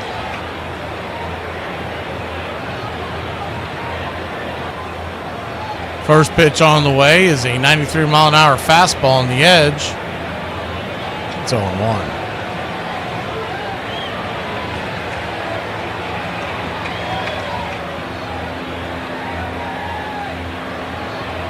The 0-1, outside wide, 1-1. 1-1 count. Looks like Florida's going to take out Auburn and head to the national championship game to take on the winner of Duke and Houston, which will be played later tonight. The 1-1 pitch. Fastball misses high and out of the zone. 2-1.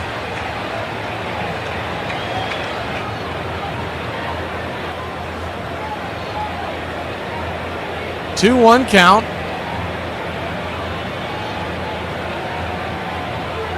Kicks and fires, swing and a miss, 2-2. Braves nothing, Marlins 3.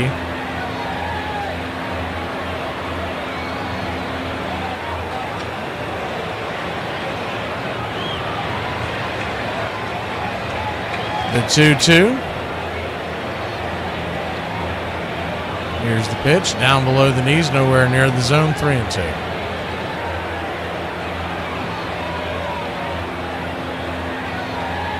3-2 count.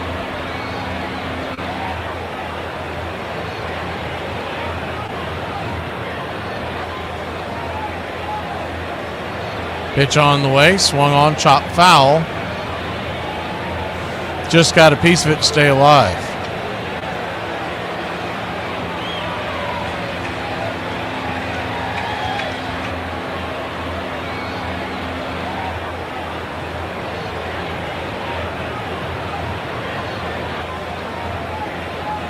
The 3-2 pitch. Outside wide, ball 4. So Suarez comes out of the pen and immediately walks the first batter.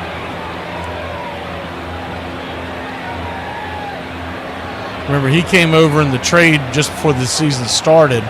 They essentially got rid of Ian Anderson, though he was expected to be DFA'd.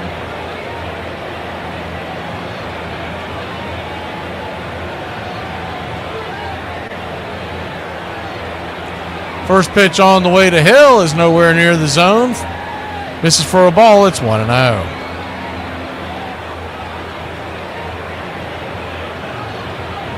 The 1-0.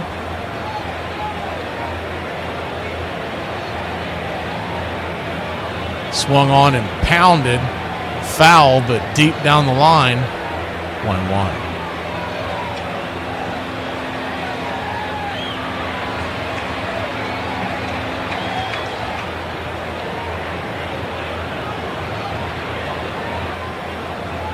The 1-1 pitch. In the dirt. 2-1. 2-1 count.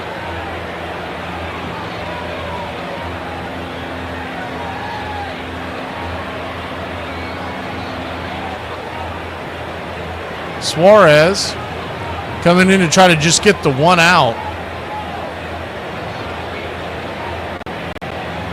Pitch on the way, in the dirt, 3-1. Suarez nowhere near the zone.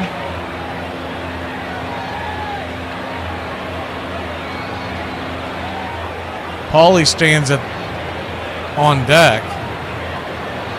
Not a lot of movement in the Braves bullpen. So this looks like it's Suarez's mess to figure out. The 3-1 pitch, swing, fouls that back, just into the first base dugout. Just ran out of room. Also was giving chase. I don't know if he could have gotten to it in time anyways. It was a quick looping pitch. Quick looping foul, excuse me.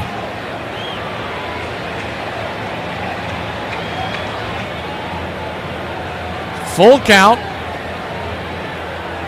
Bases of first and second Marlins, so they'll be going on the pitch. Here's the payoff. Swung on chopper, comebacker to Suarez. Goes off his glove, he corrals it, flips it to first, and that'll end the inning. The Braves get out of it without giving up a run. Let's get some runs, Braves country. Good night, Irene. We go to the bottom of the fifth with absolutely nothing on the board. Listen, from here on out, I will only be taking apologies in the form of cash. And I'm going to call it accountability. Because I want to see it in my account. Dad, what do you want now? Are you Generation X? Yes. Do you have problems? About as many as everybody I'd expect. Well, when your generation has problems, you guys have a mentality of burying them and hiding them. So what? Do you honestly think that's a healthy way to deal with your problems? It's better than what you do. You put it all over social media. That can't be healthy. Well, Dad, I don't think I've ever seen you ask your buddies for help. Why would I? They're just as up as I am. What would I go to them for? Or do you want me to go to a psychiatrist for $300 an hour where at the end of it, they just stare at me and go, what do you think the problem is? What do you think the problem is? Right now, it's you. You're thinking you can cure Gen X's problems with your lime green paper straws and wind turbines. That's the problem. I never said those things. You always say that stupid all the time. No, it's just... What do you always run around here saying then? Reduce, reuse, recycle. There, that dumb thing. Well, I mean, it can't hurt to recycle. Yeah, it can't hurt. Get out of here. 4 days after he'd taken a batted ball to the knee, Joaquin Andujar was back on the mound, and he cruised through the first 4 innings, looking no worse for wear. Joaquin come in after the 4th inning and said, come on, give me one run. Guys, we win this ball game. We win. Give me one run. Well, we scored a run. Molitor can't get it. Jan will have to eat it. The run scores. 1-0 St. Louis. Went back out and you're throwing the ball around the infield, before the inning starts. And I said, there's your run, big boy. I think it was Ben Ogilvy hit the first pitch for a home run. Look out. That one's hit well. Deep to right. If it's fair, it's gone. And we have a tie game. I went back to the mound. He goes, I think we need 2. Hey, Braves Country. I'm Mac McGee. Join us for Braves Country Radio, pitch by pitch, play by play. Your home for the classic call of Braves Country Baseball. Welcome back. Austin Riley stands in. First pitch on the way. Misses for a ball. It's 1-0. Righty, the 1-0. Swing. Rattles it foul back. The cutter. About belt high.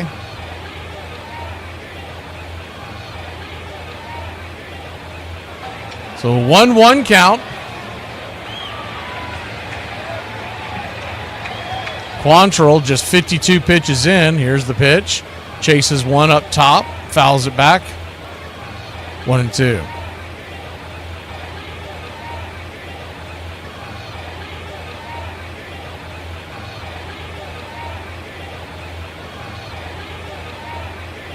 The 1-2. Right there at the knees, caught looking, strike three. Got to swing the bat, son. One away. Riley just sit there and took a pitch that was way too close to take. The 2 strikes, you got to swing. Might have been a touch inside, but once again, with 2 strikes, you got to make that. You got to pull the trigger.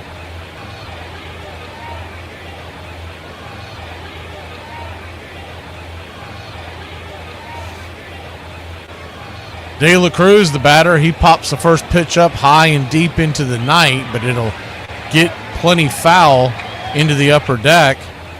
0-1.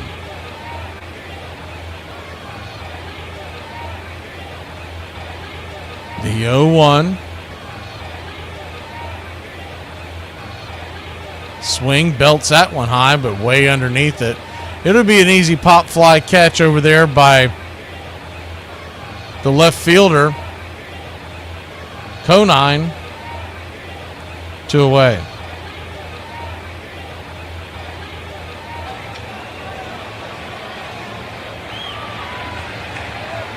Braves trail 3-0, but if they, once again, if they can get into this bullpen of the Marlins, they can wreak some havoc. They have not done a good job at all tonight of eating pitches earlier. They were running good counts last night. Tonight, Quantrill just 56 pitches into the night, and we're almost through 6 innings. First pitch to Baldwin is outside wide for a ball. It's 1-0. Couple of opportunities missed, but all in all, Quantrill has not had too much to worry about. The 1-0 misses outside wide. 2-0. Reds lead the Brewers 7-5 in the 6th inning. Mets trailed the Blue Jays 1-0 in the 5th. The 2-0 swing rips it foul down the line. 2-1. 2-1 count.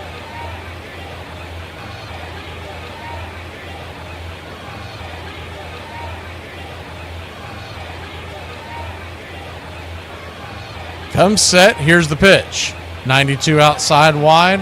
3-1. Standing on deck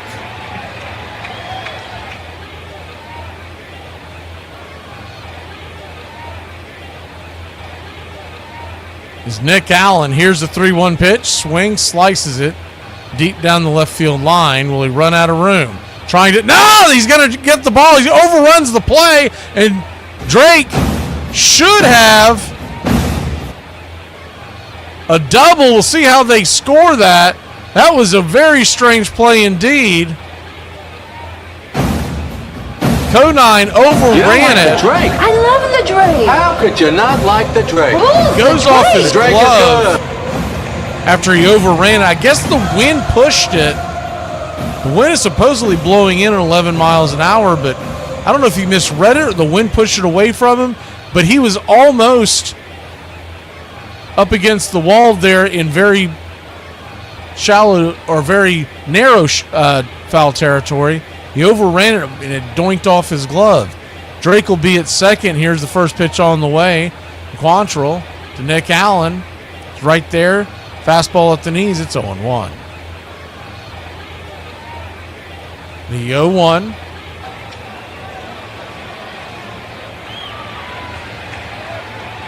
Kicks and fires. Curveball down and away.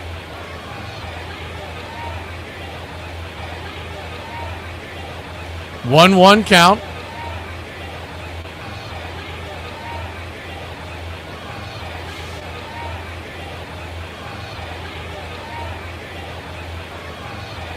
Quantrill comes set. Here's the pitch. Swing and a miss. Blew it right by him, right in his kitchen. 1-2.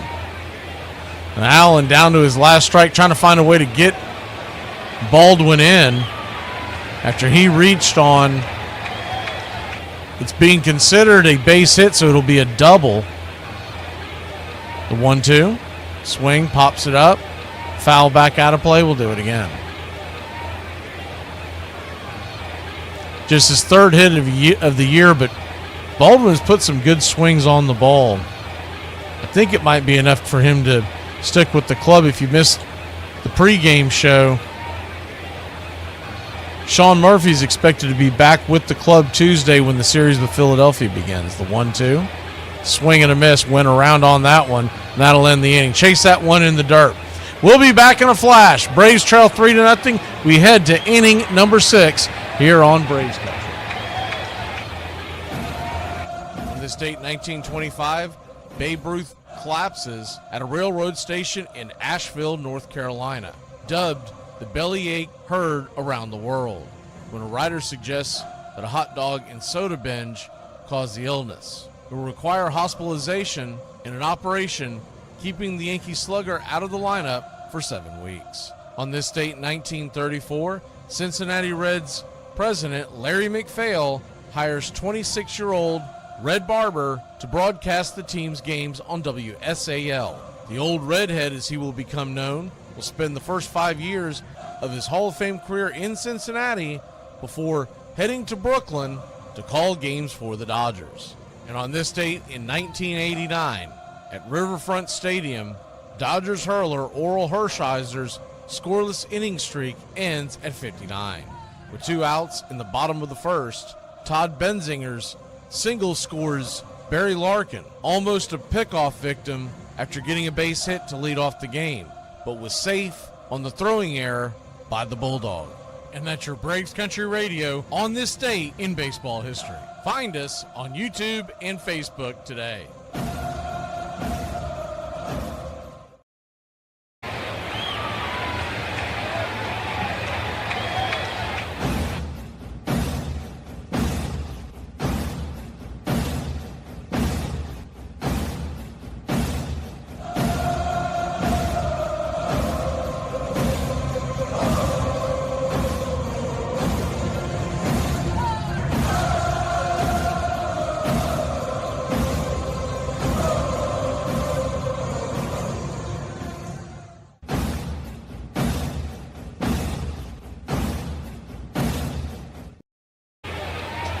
Welcome back. First pitch on the way. Suarez back out there. 4-seam fastball. He's set to face the number 8 hitter, Polly. Number 9 hitter, Fortes, in the back of the top of the order with Edwards. The 1-0. Lefty-lefty matchup. Pitch misses wide, 2-0. Quantrill's having a very deep conversation in the dugout with the coaching staff of the Marlins as the 2-0's nowhere near the zone 3-0.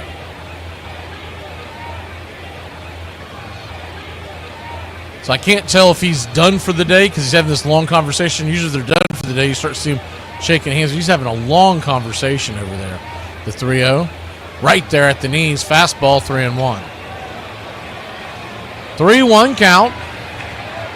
Florida did end up holding on and winning that game against Auburn, so they will face the winner of the game that will start about a half hour from now. The 3-1 swing, that ball's lifted into center field, going over the head of Michael Harris. He'll get it off the wall, fire it into the infield, and the throw was wide of the bag, so the runner will be safe pretty easily, but a good play by Michael to get the ball back in.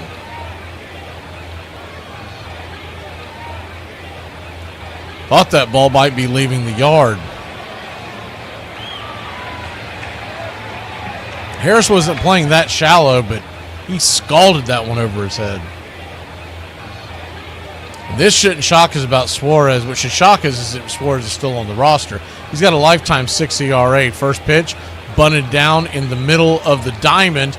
Barehanded is Riley. He'll flip it to first, but because he had to cover the bag, or cover the play, no one was over at third to cover the bag. The runner at second easily makes it down to third, 1 away. Marlins trying to just dink and dunk their way, build that lead.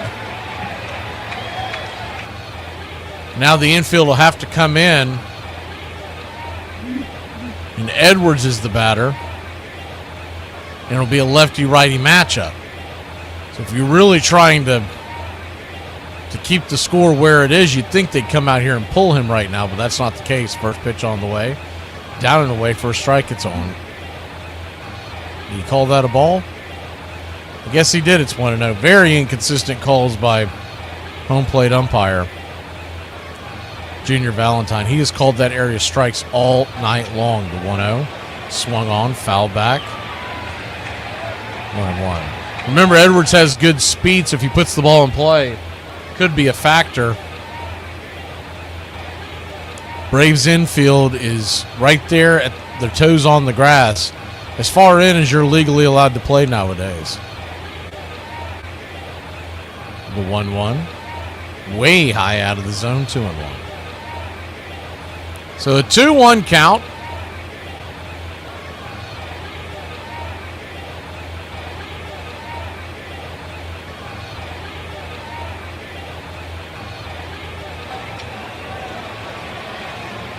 The 2-1 pitch, down and away, 3-1.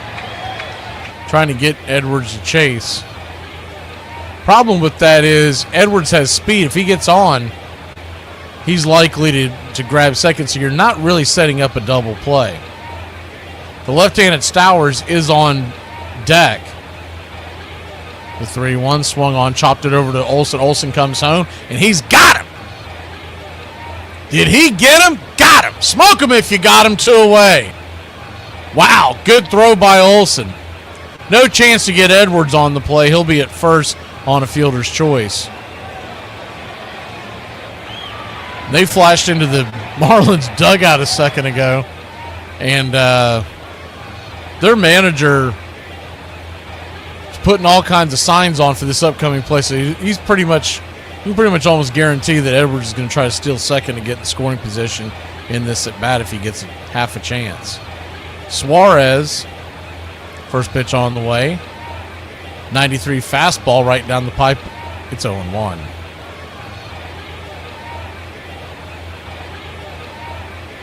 The 0-1.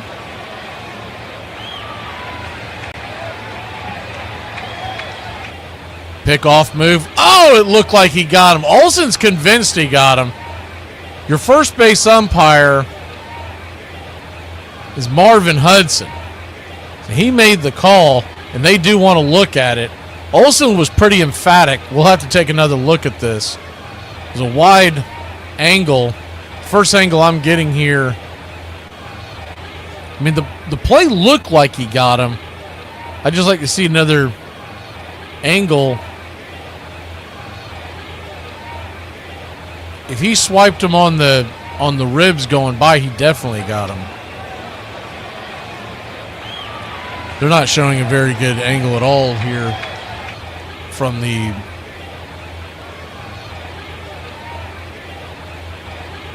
FanDuel Florida side of it. Several different angles being looked at in New York, but they haven't shown it.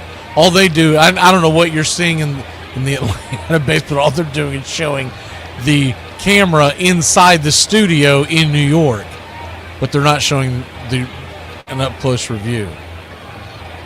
So, bad job by the FanDuel producers, but we'll have to wait on the call nonetheless. I don't know if y'all are seeing something better. Very well may. I'm handcuffed this weekend dealing with the Miami coverage.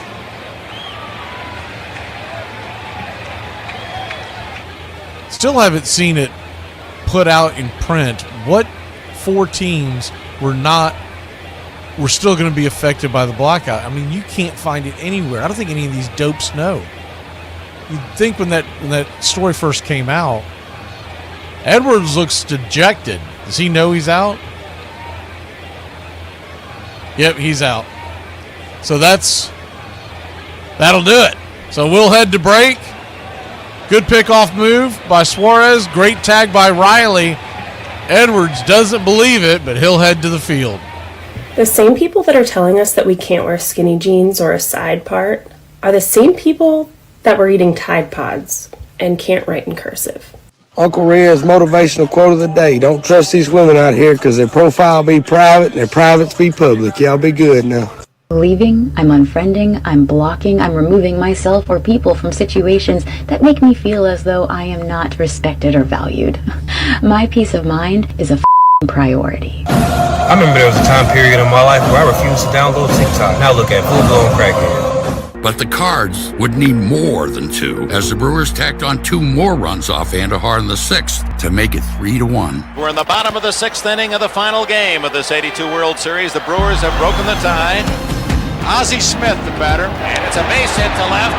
Tying run is at the plate. Lonnie Smith. Vukovic delivers and is all shot. Ozzie and Lonnie are in scoring position. It's inside, and the bases are loaded for Keith Hernandez. Hernandez comes up in the 6th inning, big situation, facing his boyhood opponent, Bob McClure. We grew up together in Pacifica, California, played against each other in Little League. Hernandez on his birthday. All the candles are lit for him. Bases full. That was probably the most pressurized at bat of my life. Into right center. Base hit. The game is tied.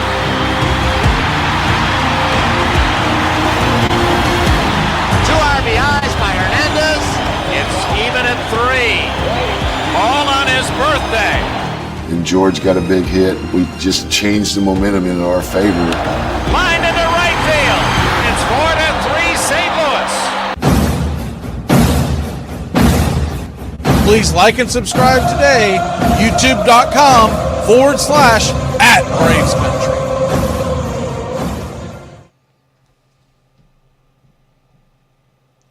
Welcome back. First pitch on the way to Kelnick as Henriquez is in, so anybody but Quantrell will take our chances. It's 0-1. Righty-lefty matchup. The 0-1 pitch down and in. 1-1.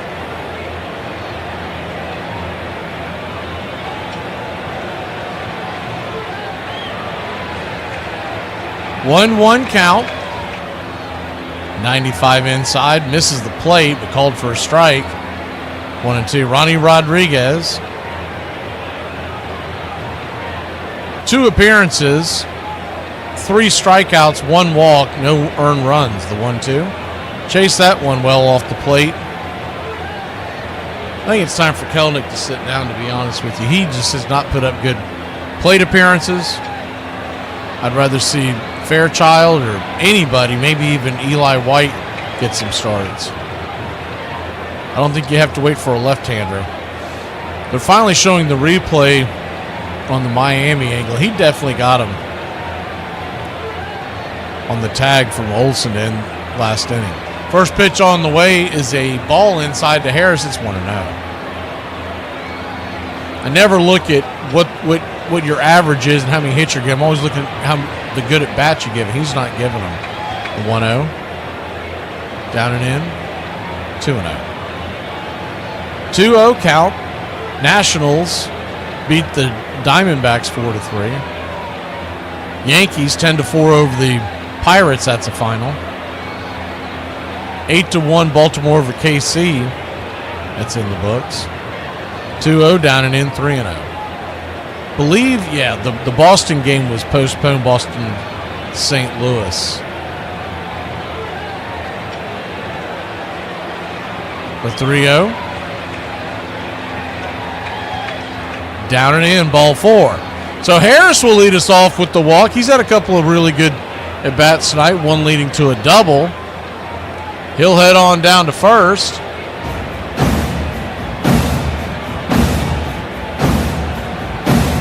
That game, by the way, will be made up tomorrow. The Red Sox-Cardinals. The Red Sox-Cardinals are the Sunday night game of the week. ESPN game. So they're going to actually play a doubleheader tomorrow. It's going to be a 1:35, 7 p.m. split. That's one of the biggest challenges that they have in baseball now that they've decided that everybody is going to play everybody, is that if you get a rain out, and it's a series like that where St. Louis and Boston, where St. Louis is only heading to Boston one time this year, it's really hard to do the makeup dates. First pitch on the way to Ozzie Albies popped up high into center field. High, but not high enough. Deep, but not deep enough. It'll be an F8 in your scorecard, 2 down. Swings at the first pitch.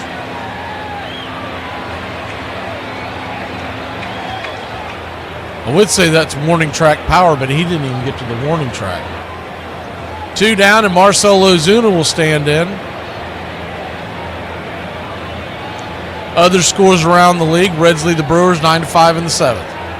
A's trail the Rockies 3-0 in the 3rd. Twins beat the Astros 6-1 earlier. Cubs is the first throw over to first to try to pick off Michael Harris. Is to no avail. That's one move made. Cubs beat the Padres again, so they get their 2nd loss of the year. Dodgers bounced back and beat the Phillies 3-1.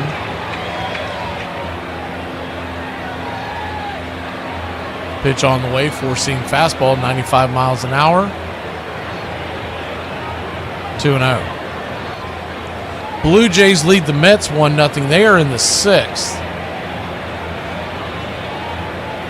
You know, they had some threatening weather as well. They might have had a delay. I'm not sure about that one. The 1-0. Down below the knees. Called for a low strike. 1-1. Once again, all quiet in the dugout. No one complaining. Nobody chirping, though they're getting ridiculously bad calls tonight. The 1-1. Inside 95 miles an hour. 2-1. 2-1 count.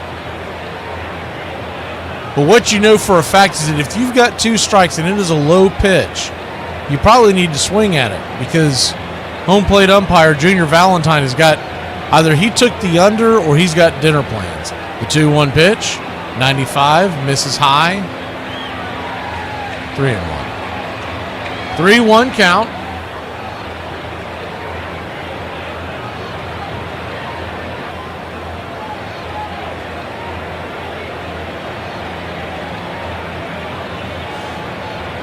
The 3-1. Swing and a miss. Olsen came out of his shoes at one that was well out of the zone. Ozuna came out of his shoes well out of the zone. Olsen stands on deck. No, he's trying to make a big splash with a big swing, but you would have loved to have seen him take that and bring the tying run to the plate. Harris will be off on the first motion to home. Full count. Payoff pitch. Swing, lifts it into right field. Going back on the track, making the catch just before the warning track, and that'll end the inning. Warning track power again. We'll be back in a flash. Braves trail 3-0. We head to the top of 7. I would rather eat a 5x7 rug than play nice with somebody I know don't like me. If someone hits you, you tell the teacher. You don't hit them back. This is our no bullying policy, so we're clear. If Johnny punches me in the face, Kaden gets a black eye, and Johnny gets a rainy day. Then that means on Friday, Johnny doesn't get any treasure box. And also on Friday, Hayden still has a black eye. Here's my no bullying policy. If little Johnny hits me in the face, little Johnny's gonna catch these hands. We're gonna have matching black eyes and rainy days. And I'm okay with that, because Johnny's gonna learn to keep his hands to himself. I'm handing out life lessons. You know, then once we got the lead, that was our formula. We knew that going into the late innings, we were going to be tough to beat. One thing that comes into play now is Bruce Sutter in the bullpen. When will Whitey use him? Whitey would go to Suter in the 8th, and he'd promptly put down the Brewers in order. Bouncing ball. 3 outs. You know, it's 4-3. And then we scored a couple runs in the bottom of that inning. Darryl Porter got a big hit. Line drive, right field, base hit. Here comes Smith. The throw to the plate. It is not in time. Yeah, they're beginning to celebrate, Joe, and they're trying to make it easy for Bruce Sutter. Once we got the lead to 3, I said, they're not going to catch us. Not with Bruce in the game.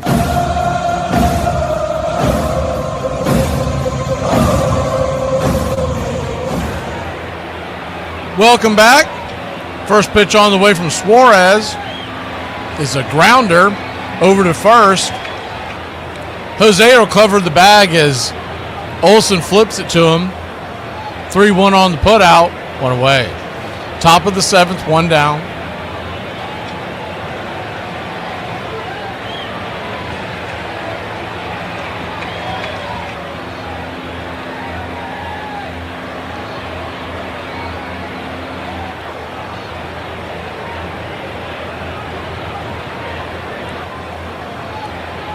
First pitch on the way is a slider. Right there for a strike. It's 0-1. Lefty-righty matchup. The 0-1 to Lopez. Swung on, chopped over short. Allen's got it, flips it over to first. 6-3 on the putout. 2 down. 2 up, 2 down.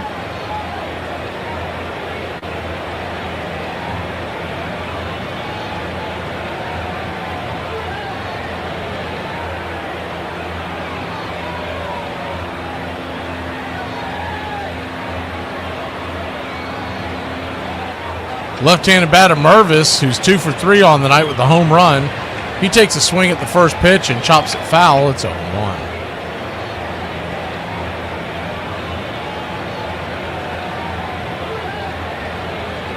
The 0-1 swung on, popped up high and deep, and that ball, she gone. Jose Suarez does what he does best, gives up a fly ball home run, and it's 4-0. Second home run of the night by Matt Mervis. If you had him in daily fantasy, you're probably doing pretty well. Can't imagine his charge was much. 421 feet, a hanging curveball, and hung just a little too much. Miami 4, Braves nothing. Thankfully, there was no one on base. You got to wonder if they're about to DFA Suarez, and that's why he's out there just getting as many innings as he can get. 4-seam fastball is inside for a ball. It's 1-0. The 1-0. Right there for a strike, 93 miles an hour. 1-1. You got to figure he's the first one gone out of the bullpen when Craig Kimbrell's ready to roll. 1-1 down and into him. 2-1 count. I don't know if y'all saw it or not, but Jesse Chavez made it through waivers. So he's back with the Braves and Gwinnett. 2-1. Swung on and ripped foul towards the first base side.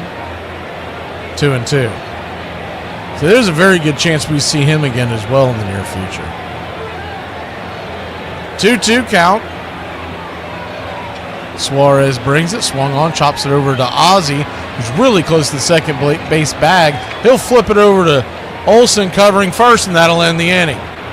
Well, he gave up the run, but we go to the bottom of the 7th, trailing by 4. It ain't over yet. Get up and stretch, Braves country.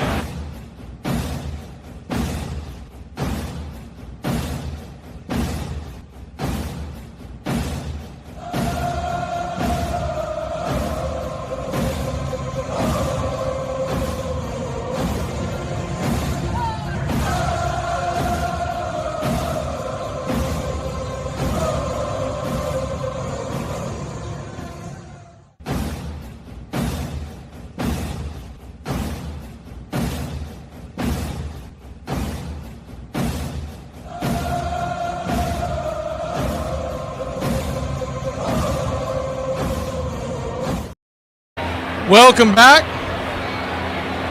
Matt Olson on a 1-0 count. Henriquez is still back out there, the 1-0. 96-mile-an-hour fastball misses 2-0. 2-0 count, righty-lefty. Standing on deck is Austin Riley, then De La Cruz and Drake would be due. The 2-0, 95 inside, good fastball, 2-1. This kid's got pretty good stuff. As we know, the Marlins always draft well, always at the top of the list. The 2-1 pitch swung on, hit back up the middle. That's going to dribble through for a base hit. Well, all right. Leadoff single by the Ice House. This is not watered down. This is Ice House. Ice House. Smooth as it gets.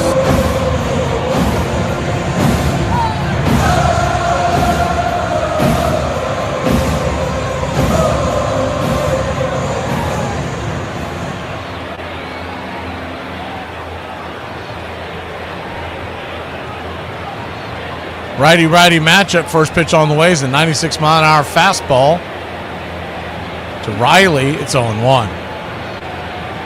The 0-1. Toronto has taken a 2-0 lead in New York over the Mets. They're in the 6th inning.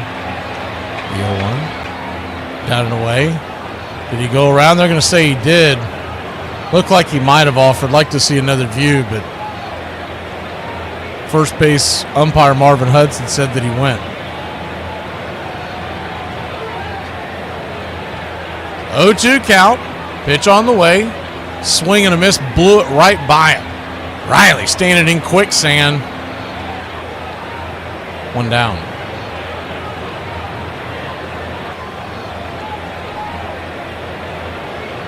He must have been sitting on the off speed because that ball, getting a side view of it now, that ball was about to hit the catcher's mitt while Riley was starting his coil.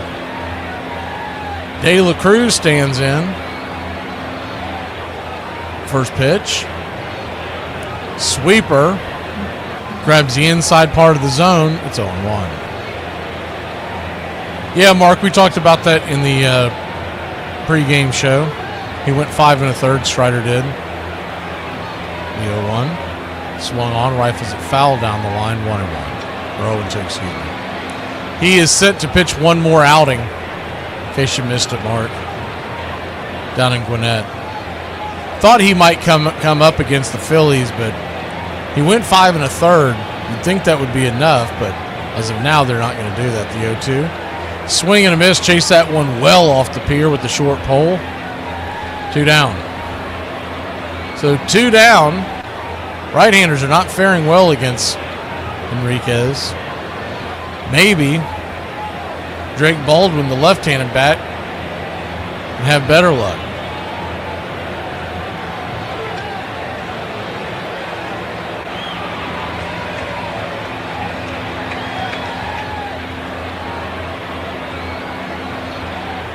They're going to go out there and talk to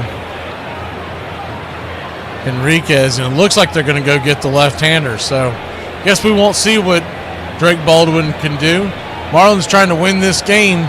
Braves got the first game of the series. They got tomorrow's game. So you got to look at the big strategy. When we come back, Southpaw coming out of the pen.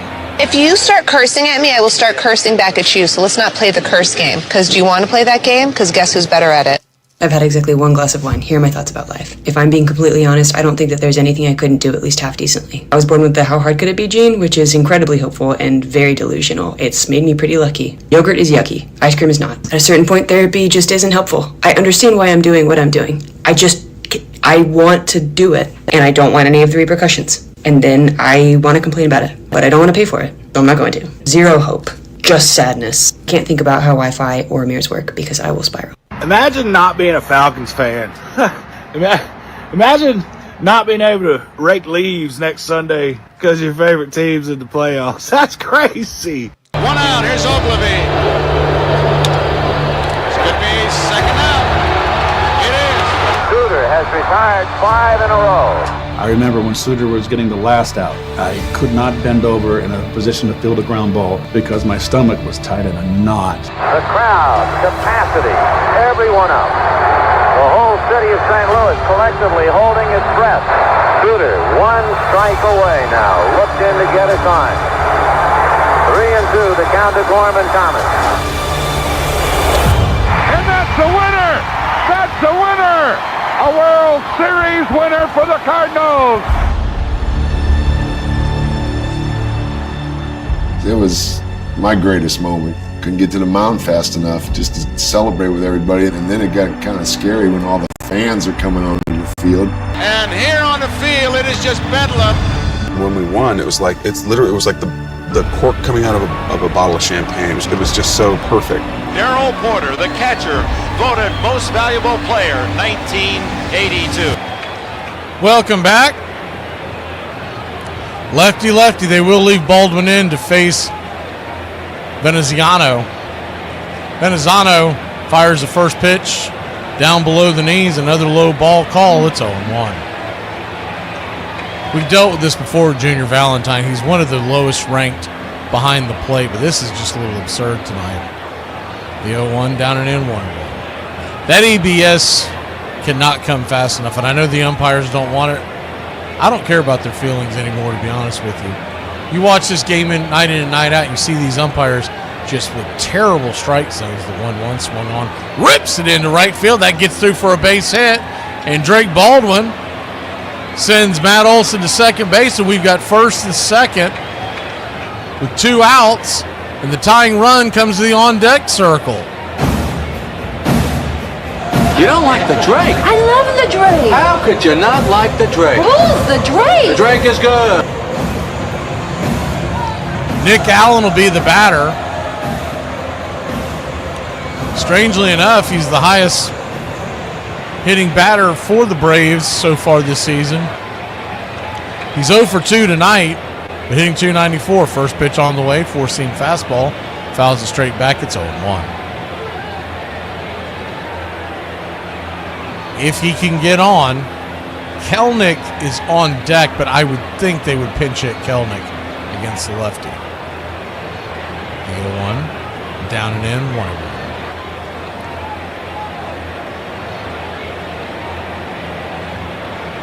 1-1 count. You look at who is on the Braves bench. Pitch on the way. Swing, pops it up. Back out of play, thankfully, 1-2.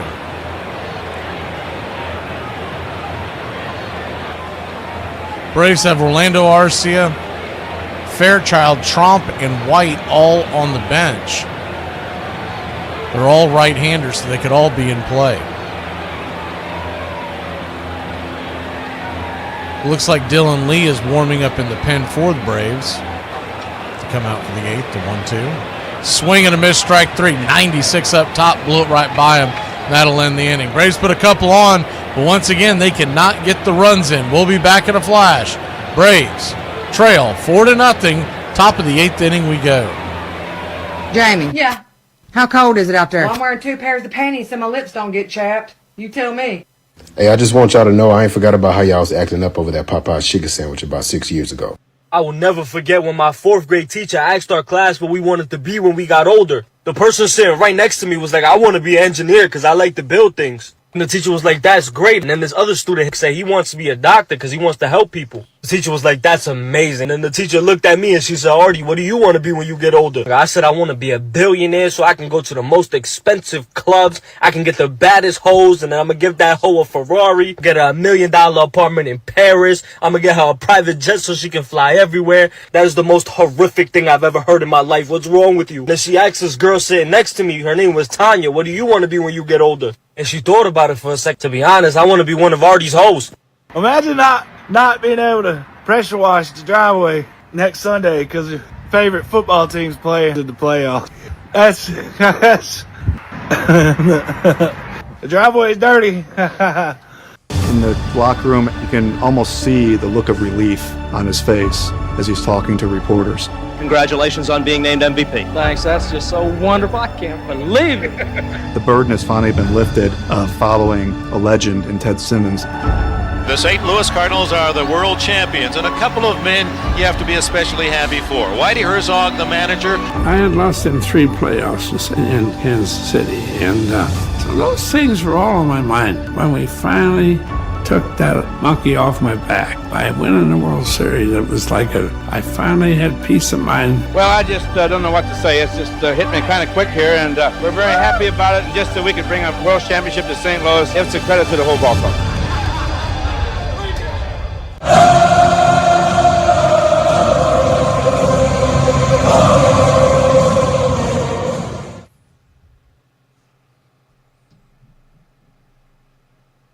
Welcome back. First pitch on the way. Suarez, lefty-lefty matchup. Set him back out there. Their first strike, it's 0-1.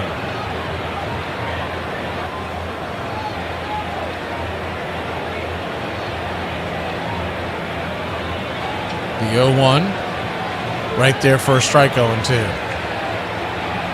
Number 6, 7, and 8 hitters due up for the Marlins is the 0-2 pitch slider, 1-2.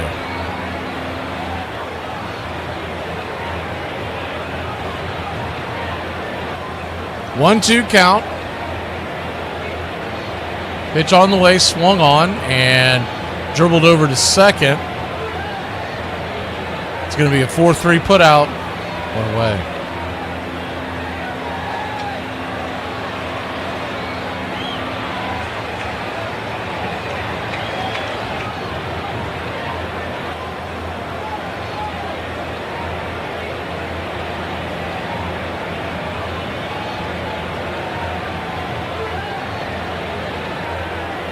Time is being called by batter at the plate. Now there's a delay. I'm trying to figure out what is going on here. They're going back and forth. First pitch on the way. It's swung on and chopped down the third base line. It's 0-1.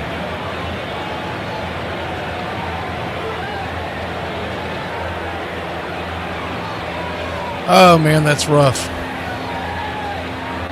The 0-1 pitch in the dirt, 1-1. Those of y'all not on our YouTube channel, we're getting some bad news from one of our greatest country radio family members.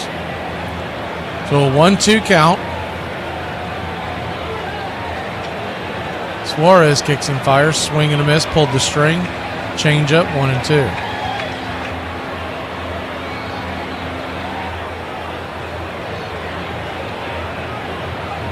The 1-2. Swing and a miss, strike 3. 93 mile an hour fastball. 2 away. If it's not Suarez, if they decide they want to keep the extra lefty, plus you can use him as a long man, you got to wonder who the Braves would kick back. It could come down to the fact that Daysbel Hernandez has options, so they may just send him down just to keep the depth. First pitch on the way to Paulie, who's 1 for 3, lefty-lefty matchup. This is outside. It's 1-0. 1-0. Down and away, 2-0. Tomorrow it's Grant Holmes Day. He'll be going head-to-head with Sandy Alcantara, so expect a low-scoring game in that one. And that's one of the reasons why the Braves are not wanting to use much of their pen if they're not in this one. 2-0, right there at the knees, 2-1. Got to figure they're off on Monday, so they would be able to pretty much dump the pen out tomorrow, try to win the series, and be off Monday and be rested for the Phillies series on Tuesday. The 2-1 pitch, slices it foul.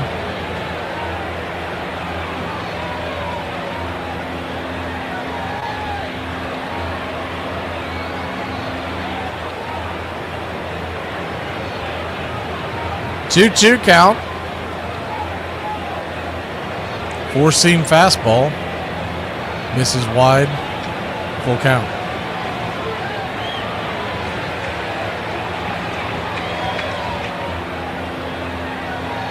The payoff pitch. Swing, pops it foul. Out of play. Full count. 2 outs.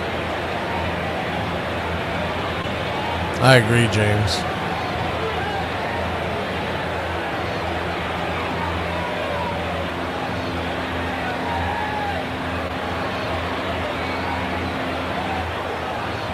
Full count. Pitch misses, ball 4.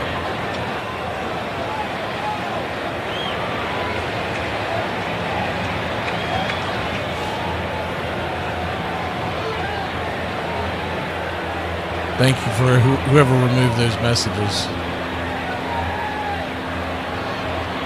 I tried to get to them, but I think someone had already beat me to it.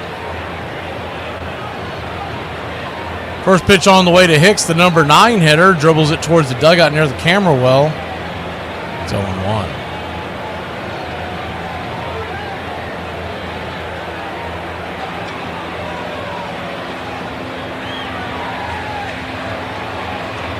One.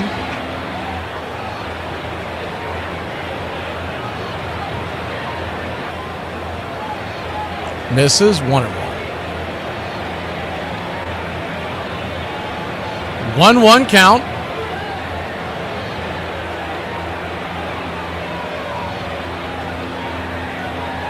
Kicks and fires.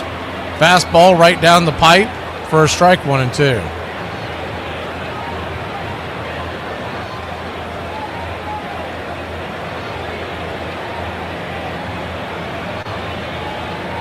Lefty-lefty matchup.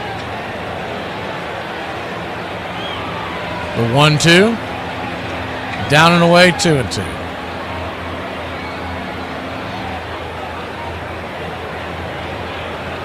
Marlins 4, Braves nothing, top of the 8th inning.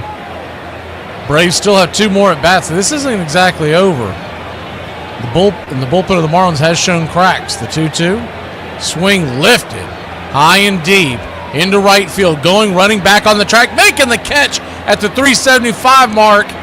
At the wall, smacking the wall is Kelenic, and that'll end the inning. We'll head to the top of the 8th inning. We're not going to play for those of y'all on the radio, local radio stations, please play something else. We're going to give a moment of silence and a moment of prayer for one of our country club members.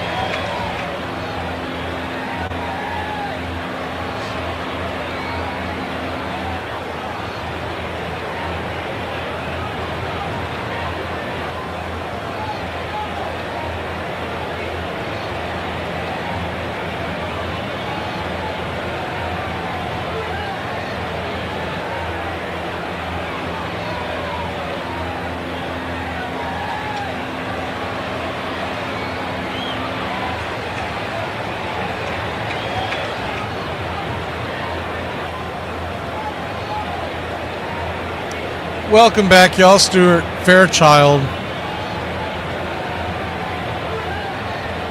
will lead us off. He will be hitting for Kelenic, as we kind of alluded to. First pitch on the way from Fairchild, swung on. That ball's belted. That ball's hit high and deep, going back, off the wall. Fairchild is rounding second. He's going to head to third, and he's going to have a leadoff triple. Holy cow, get this kid some at-bats. Stuart Fairchild rocking the ball on the very first pitch smoked it over the head of Conine.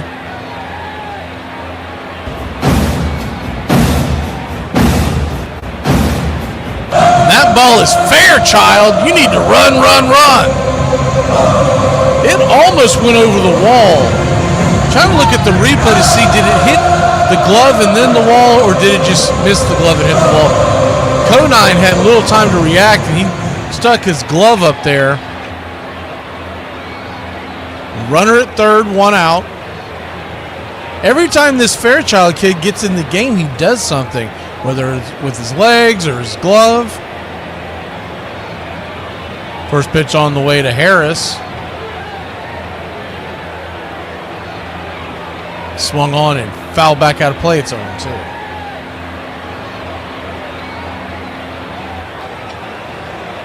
The 0-2. The right-handed Foucher is warming up in the pen. Pitch on the way. Swung on and sawed off foul. Do it again, 0-2. Standing on deck is Ozzie Albies. In the hole would be Marcelo Ozuna.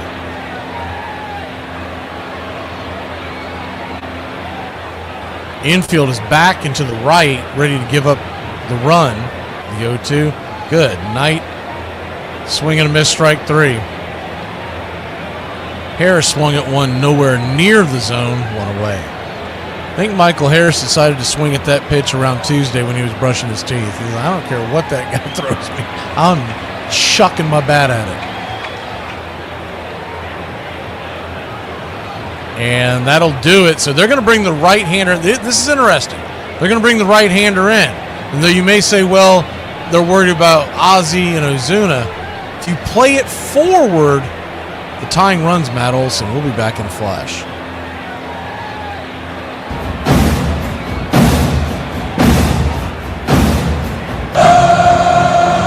Excuse me. Aren't you forgetting something? Like what? Aren't you going to say have a nice day? No. I don't care if you have a pulse, much less a nice day. Make a black person mad? Watch this. Slam another door in this house. Who's slamming doors in this house?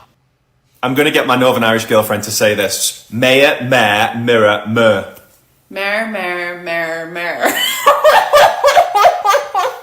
Does anybody on here do voodoo? I got a I won't turn into a possum tonight. Imagine not being able to go shopping with your wife all day next Sunday because your favorite team's in the playoffs. That's crazy. That's imagine that. Imagine just sitting on the couch watching TV, watching football. There's a lot of leaves in the yard. The driveway's dirty. After the triumph of 1982, the Cardinals fell back to earth, with the club strained by off-the-field issues that had started to define the makeup of the team. Herzog can feel the team crumbling from the drug situation hitting baseball. It was crazy at that time. Not only was we having some problems on our club, everybody else was. And, how many games did we lose because of drugs? Whitey had to trade Hernandez, I think, in large part because of that. And he lost a great player for a long time, but he was forced to trade him. I think it was a move that it took us a year or so to adjust to, life without Keith. But as things panned out, I guess the rat knew what he was doing. Welcome back.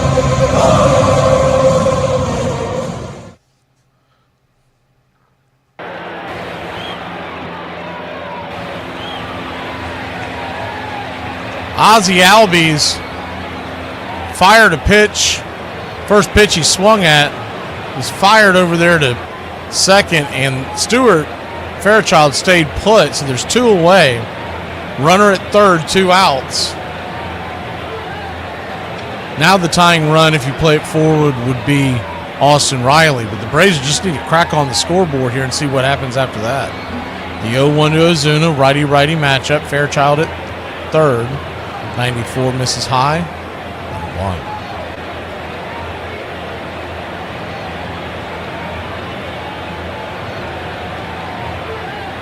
1-1. Up top, misses. Calls it for a strike. 1-2. 1-2 count. Braves trail 4-0. Fairchild at third. Here's the pitch. Down and away. Tried to get him to chase that sweeper that he... Basically the same pitch that he flailed at the last time when he was facing Quantrill. This time Ozuna stayed off it. The 2-2 to Marcel. He digs in. Wind up. Lets her go. Did he go around? Did not. Full count. So full count to Ozuna. They're definitely trying to get him to chase that pitch off the zone. See where they go here. If they try to catch him flat-footed or if they go back there again. 3-2. Swing and a miss, strike three. 95 underneath the hands. But then again, I'm not going to blame Ozuna on that swing because home plate umpire Junior Valentine's been calling a lot of pitches in that area. We'll be back in a flash. What happened to TV shows with 20 episodes a year? Like, why am I waiting 3 years for 6 mediocre episodes? Those 20-episode shows used to be bangers, too. Now I got a grown-ass man telling me that he's 16-year-old Will Byers.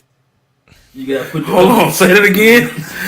When you making Kool-Aid, and you got the 4-pound bag of sugar, you put 2 pounds in there per pitcher of Kool-Aid. I put 2 pounds in the first one. I got 2 pounds in the second. That's insane. Not really. That's wild as I've been doing it my whole life. No comment, because that probably slapped.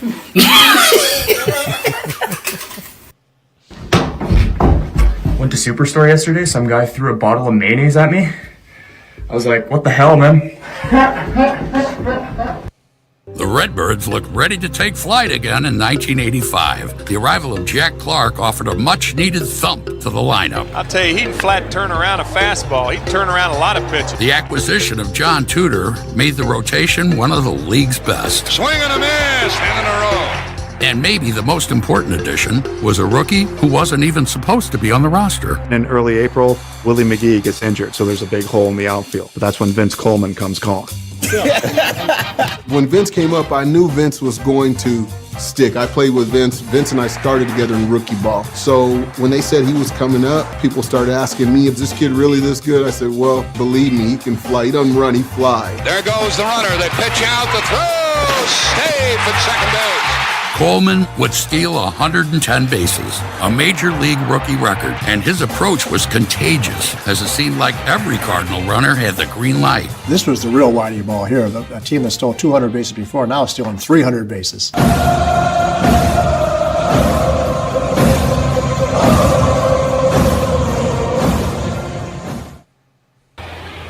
Enyel De Los Santos will come in. Right-hander with the 3 ERA. First pitch on the way is a slider. Grabs the side of the zone to Edwards. The leadoff hitter for the Marlins. It's 0-1. 1-2-3 due up in this inning. Edwards, Stowers, and Lopez. The 0-1. Swing and a miss. Changeup. 1-2. Braves are back at it tomorrow. 1:35 first pitch will be right here. Play-by-play, pitch-by-pitch. Come on the air about 1 o'clock tomorrow. Get you set. No pregame shows on Sundays. We just go right to the play-by-play, the 0-2. Swung on and fouled back. Do it again. An 0-2 count. It'll be Grant Holmes versus Sandy Alcantara. Should be a good pitching matchup. The 0-2. Caught, looking strike three. He got caught watching the paint dry. 97 just over the knees on the inner clip. One away.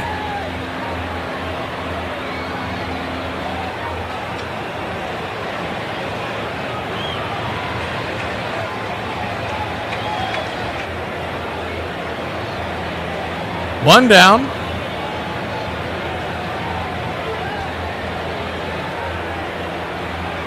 First pitch on the way to Stowers is going to be chopped down the third base side, and basically a swinging bunt that'll roll fair past the third base bag It'll be an infield single.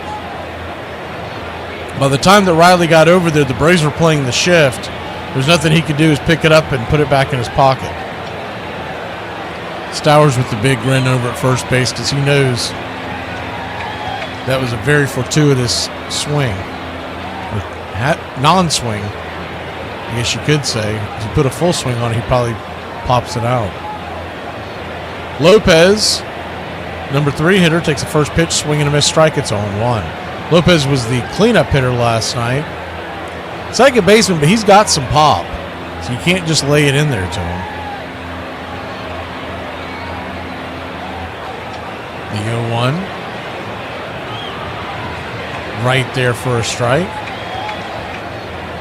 0-2. Blue Jays lead the Mets 2-0. They're heading to the bottom of the 8th.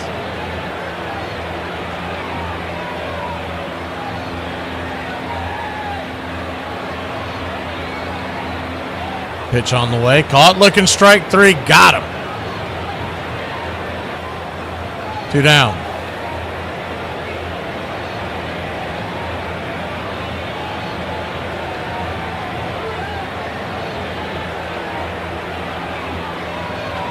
They got a couple of right-handers warming up in the pen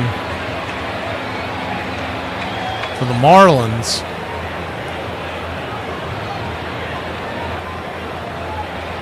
De Los Santos fires the first pitch, 96-mile-an-hour fastball, top shelf on the outer cut to Mervis. It's 0-1. Mervis, man of the hour tonight. He is 3 for 4.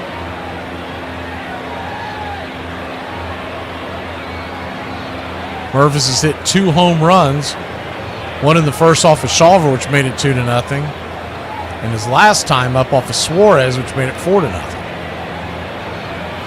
0-1, swing and a miss. It's 0-2.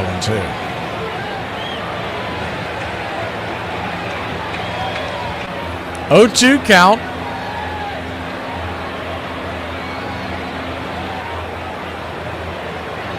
Pitch, swing, ripped down the right field line, but just foul.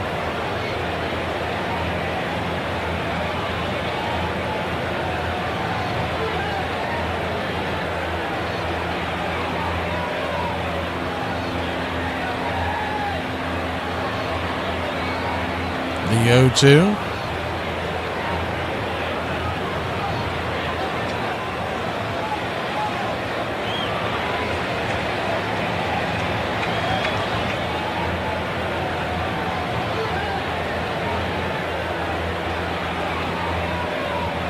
Mervis steps out of the box for a second. Now back to work. The 0-2 pitch. Swing and a miss. Strike 3. De Los Santos bringing 96 miles an hour. I have liked everything I've seen from this kid this spring. We'll be back in a flash. We go to the bottom of the 9th. We're going to need a little bit of luck and some good wood on them balls. We'll be back in a flash. It has been brought to my attention that I offended some of you. I'm truly sorry. I meant to offend all of you. How much do you weigh? 220. I weigh 210 and I'm 6'4". I'm sorry, you're 5'8"? I'm 5'8". You're about the size of Emmitt Smith or Barry Sanders was. You're a running back size. You can hit the A gap like a Yeah, all right. I accept So don't that. come in here and talk about what men should not be able to do when they got to accept somebody who can run out the power I. Guys, I'll be honest. I haven't really been feeling like a Happy Meal lately. More like a McWreck. I'm losing it. McGee would return to health to hit .353 and win the MVP award. Tom Herr would have 110 RBI on just 8 home runs, and Tudor would finish second Cy Young voting with a 1.93 ERA. It all led the Cards to 101 wins and the NL East title, setting them up to face the Dodgers in the now best-of-7 NLCS. Your goal when you go into that situation is to win 1, because you know you're going home for 3, and we leave there not winning at all. Ground ball to Sachs. This should be it. Steve fires to first, and the Dodgers lead the series 2-0. You know, even though we were down 0-2, there wasn't a feeling that this is over. This team is not done yet. Sure enough, the Cardinals returned home and won 2 straight to even the series, though a freak accident before Game 4 dealt a painful blow along the way. You know, it started to rain, and the automatic tarp came up as a push of a button. You know, when it's raining, it automatically came up. You don't hear it. They hit a switch, and right next to him, the tarp comes up. Vince and I toss our gloves over, and I am probably 2 feet in front of him, heading toward left field, and the tarp has his foot already. I was coming out for batting practice and they're dragging Vince back in, you know. It was not good for us. To this day, I can't figure out how the fastest guy in baseball can get run over by a tarp going 2 miles an hour. Your home for the classic call of Braves Country Baseball.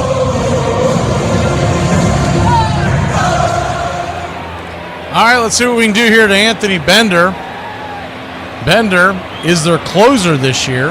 First pitch on the way is a slider outside wide to Matt Olson. It's 1-0. Due up in this inning will be Olson, Riley, and De La Cruz. Baldwin, Allen, and Fairchild if we can keep it going. It's assuming we do not pinch hit.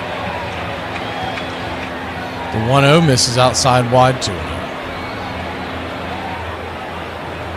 2-0 count.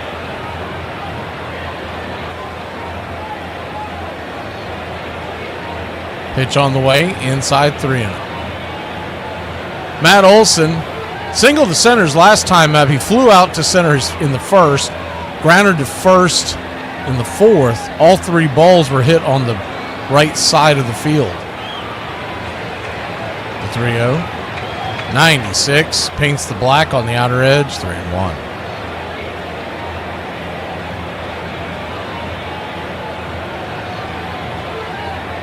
The 3-1. Rocks and fires. Down and in. Ball 4. So Matt Olson will head on down to first and see if we can get things going here.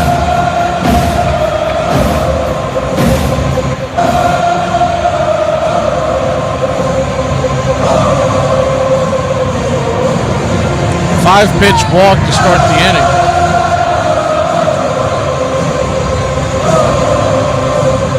Austin Riley, the batter. First pitch, swing and a miss. Take a mighty hack at the sweeper. It's 0-1. The 0-1.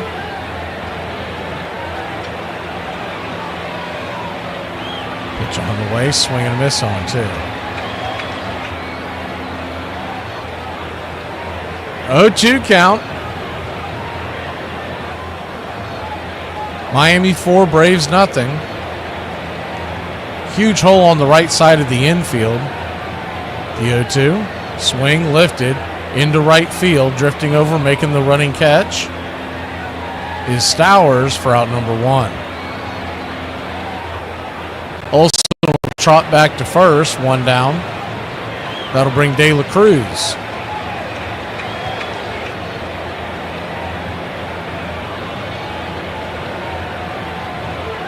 Brian De La Cruz singled his first time up, then fouled out and struck out. Need base runners more than anything else at this point. Righty-righty matchup. First pitch on the way. Right there at the knees.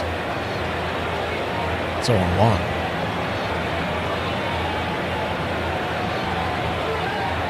Braves have scattered 7 hits tonight, given up 10 and 4 runs. Braves also was charged with an error.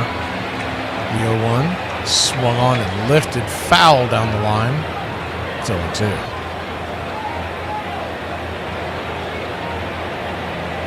Oh-2 count.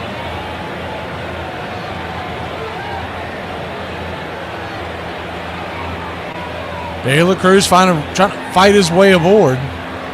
Here's the pitch from Bender. Swing and a miss, strike 3. Got him with the Bender. 2 away.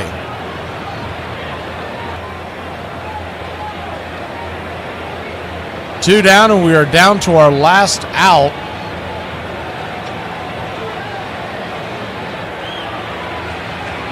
Drake Baldwin, the batter. He is 2 for 3.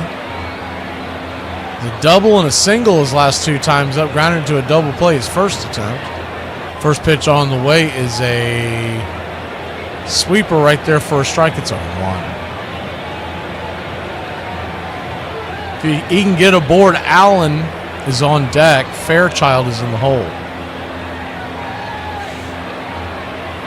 The 0-1. Kicks and fires. Swung on and chopped back. It's 0-2. Olsen was going on the play, but he'll go back to first. Foul tip. Braves down to their last strike. You got to figure Fairchild's going to get a chance to play tomorrow. I would just think that he's swinging a much better bat than we've seen out there. A couple of these guys, he just seems to make things happen. The 0-2 misses high, 1-2. Couple of bloops and a blast, and we're back in this one. Olsen takes second this time. It'll be catcher's indifference, or defensive indifference, I guess how they actually write it down. The 1-2.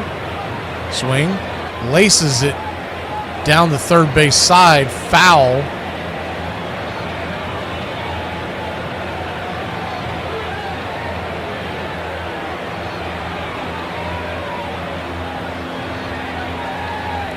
One-two count.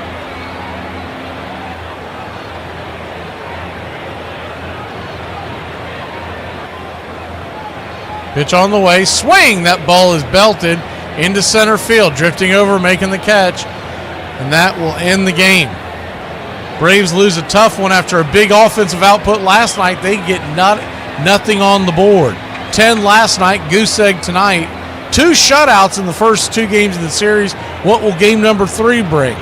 We'll be back at it tomorrow. 1:40 first pitch, or 1:35 first pitch. Grant Holmes Day and day game in Atlanta. Be good to see one out here, and we will bring it to you pitch by pitch, play by play tomorrow. We'll see if the 3D's working. I think I'm on to what the issue is. Y'all have a good night, Braves country, and please pray for our man Keith. He's in a bad way, and we wish him and his family all the best. One of the true great ones here on Braves Country Radio. Y'all have a good night.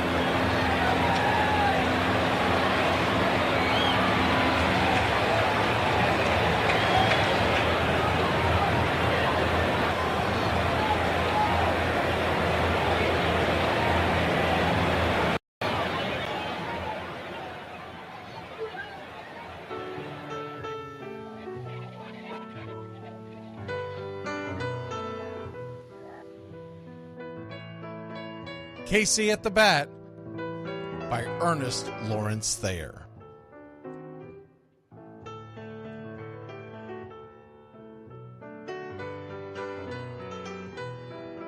The outlook wasn't brilliant for the Mudville Nine that day. The score stood 4-2, but with 1 inning more to play. And when Cooney died at first and Barrows did the same, a pall-like silence fell upon the patrons of the game. A straggling few got up to go in deep despair. The rest clung to the hope which springs eternal in the human breast. They thought, if only Casey could but get a whack at that, we'd put up even money now with Casey at the bat. But Flynn preceded Casey, as did Jimmy Blake, and the former was a hoodoo, while the latter was a cake. So upon that stricken multitude, grim, melancholy sat, for there seemed but little chance of Casey getting to the bat. But Flynn let drive a single, to the wonderment of all, and Blake, the much despised, tore the cover off the ball. And when the dust had lifted, and men saw what had occurred, there was Jimmy safe at second, and Flynn a hugging third.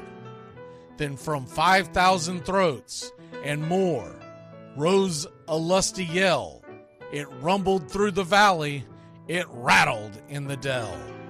It pounded on the mountain and recoiled upon the flat, for Casey, mighty Casey, was advancing to the bat.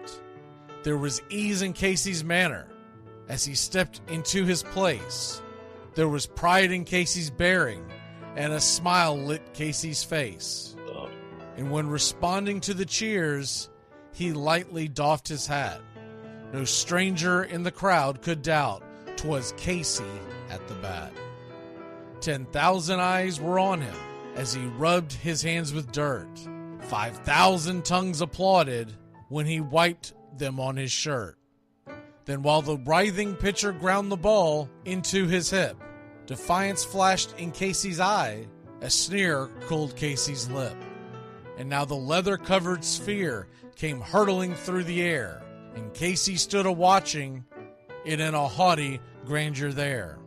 Closed by the sturdy batsman, the ball unheeded sped. "That ain't my style," said Casey. "Strike one," the umpire said. From the benches black with people, there went up a muffled roar, like the beating of a storm waves on a stern and distant shore. "Kill him! Kill the umpire!" shouted someone on the stand, and it's likely they'd have killed him had not Casey raised his hand.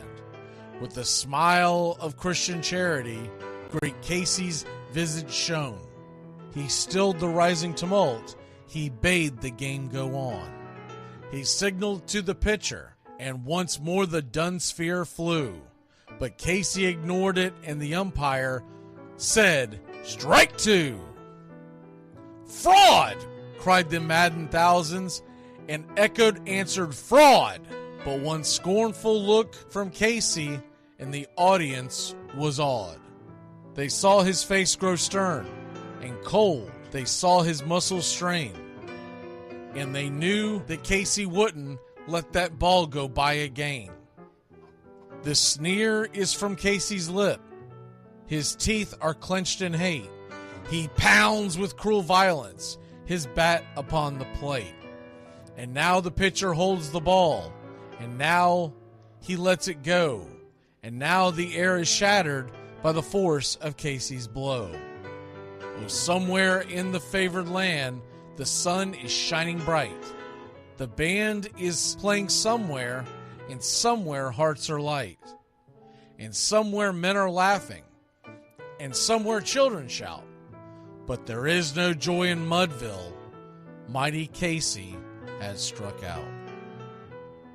Casey at the Bat, Ernest Lawrence Thayer, published June 3rd, 1888. San Francisco Examiner.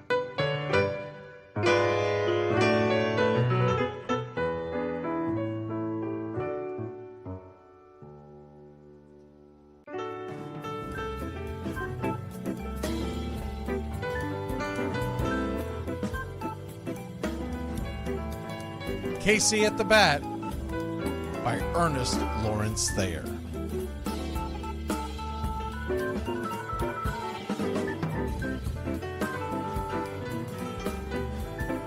The outlook wasn't brilliant for the Mudville Nine that day. The score stood 4-2, but with 1 inning more to play.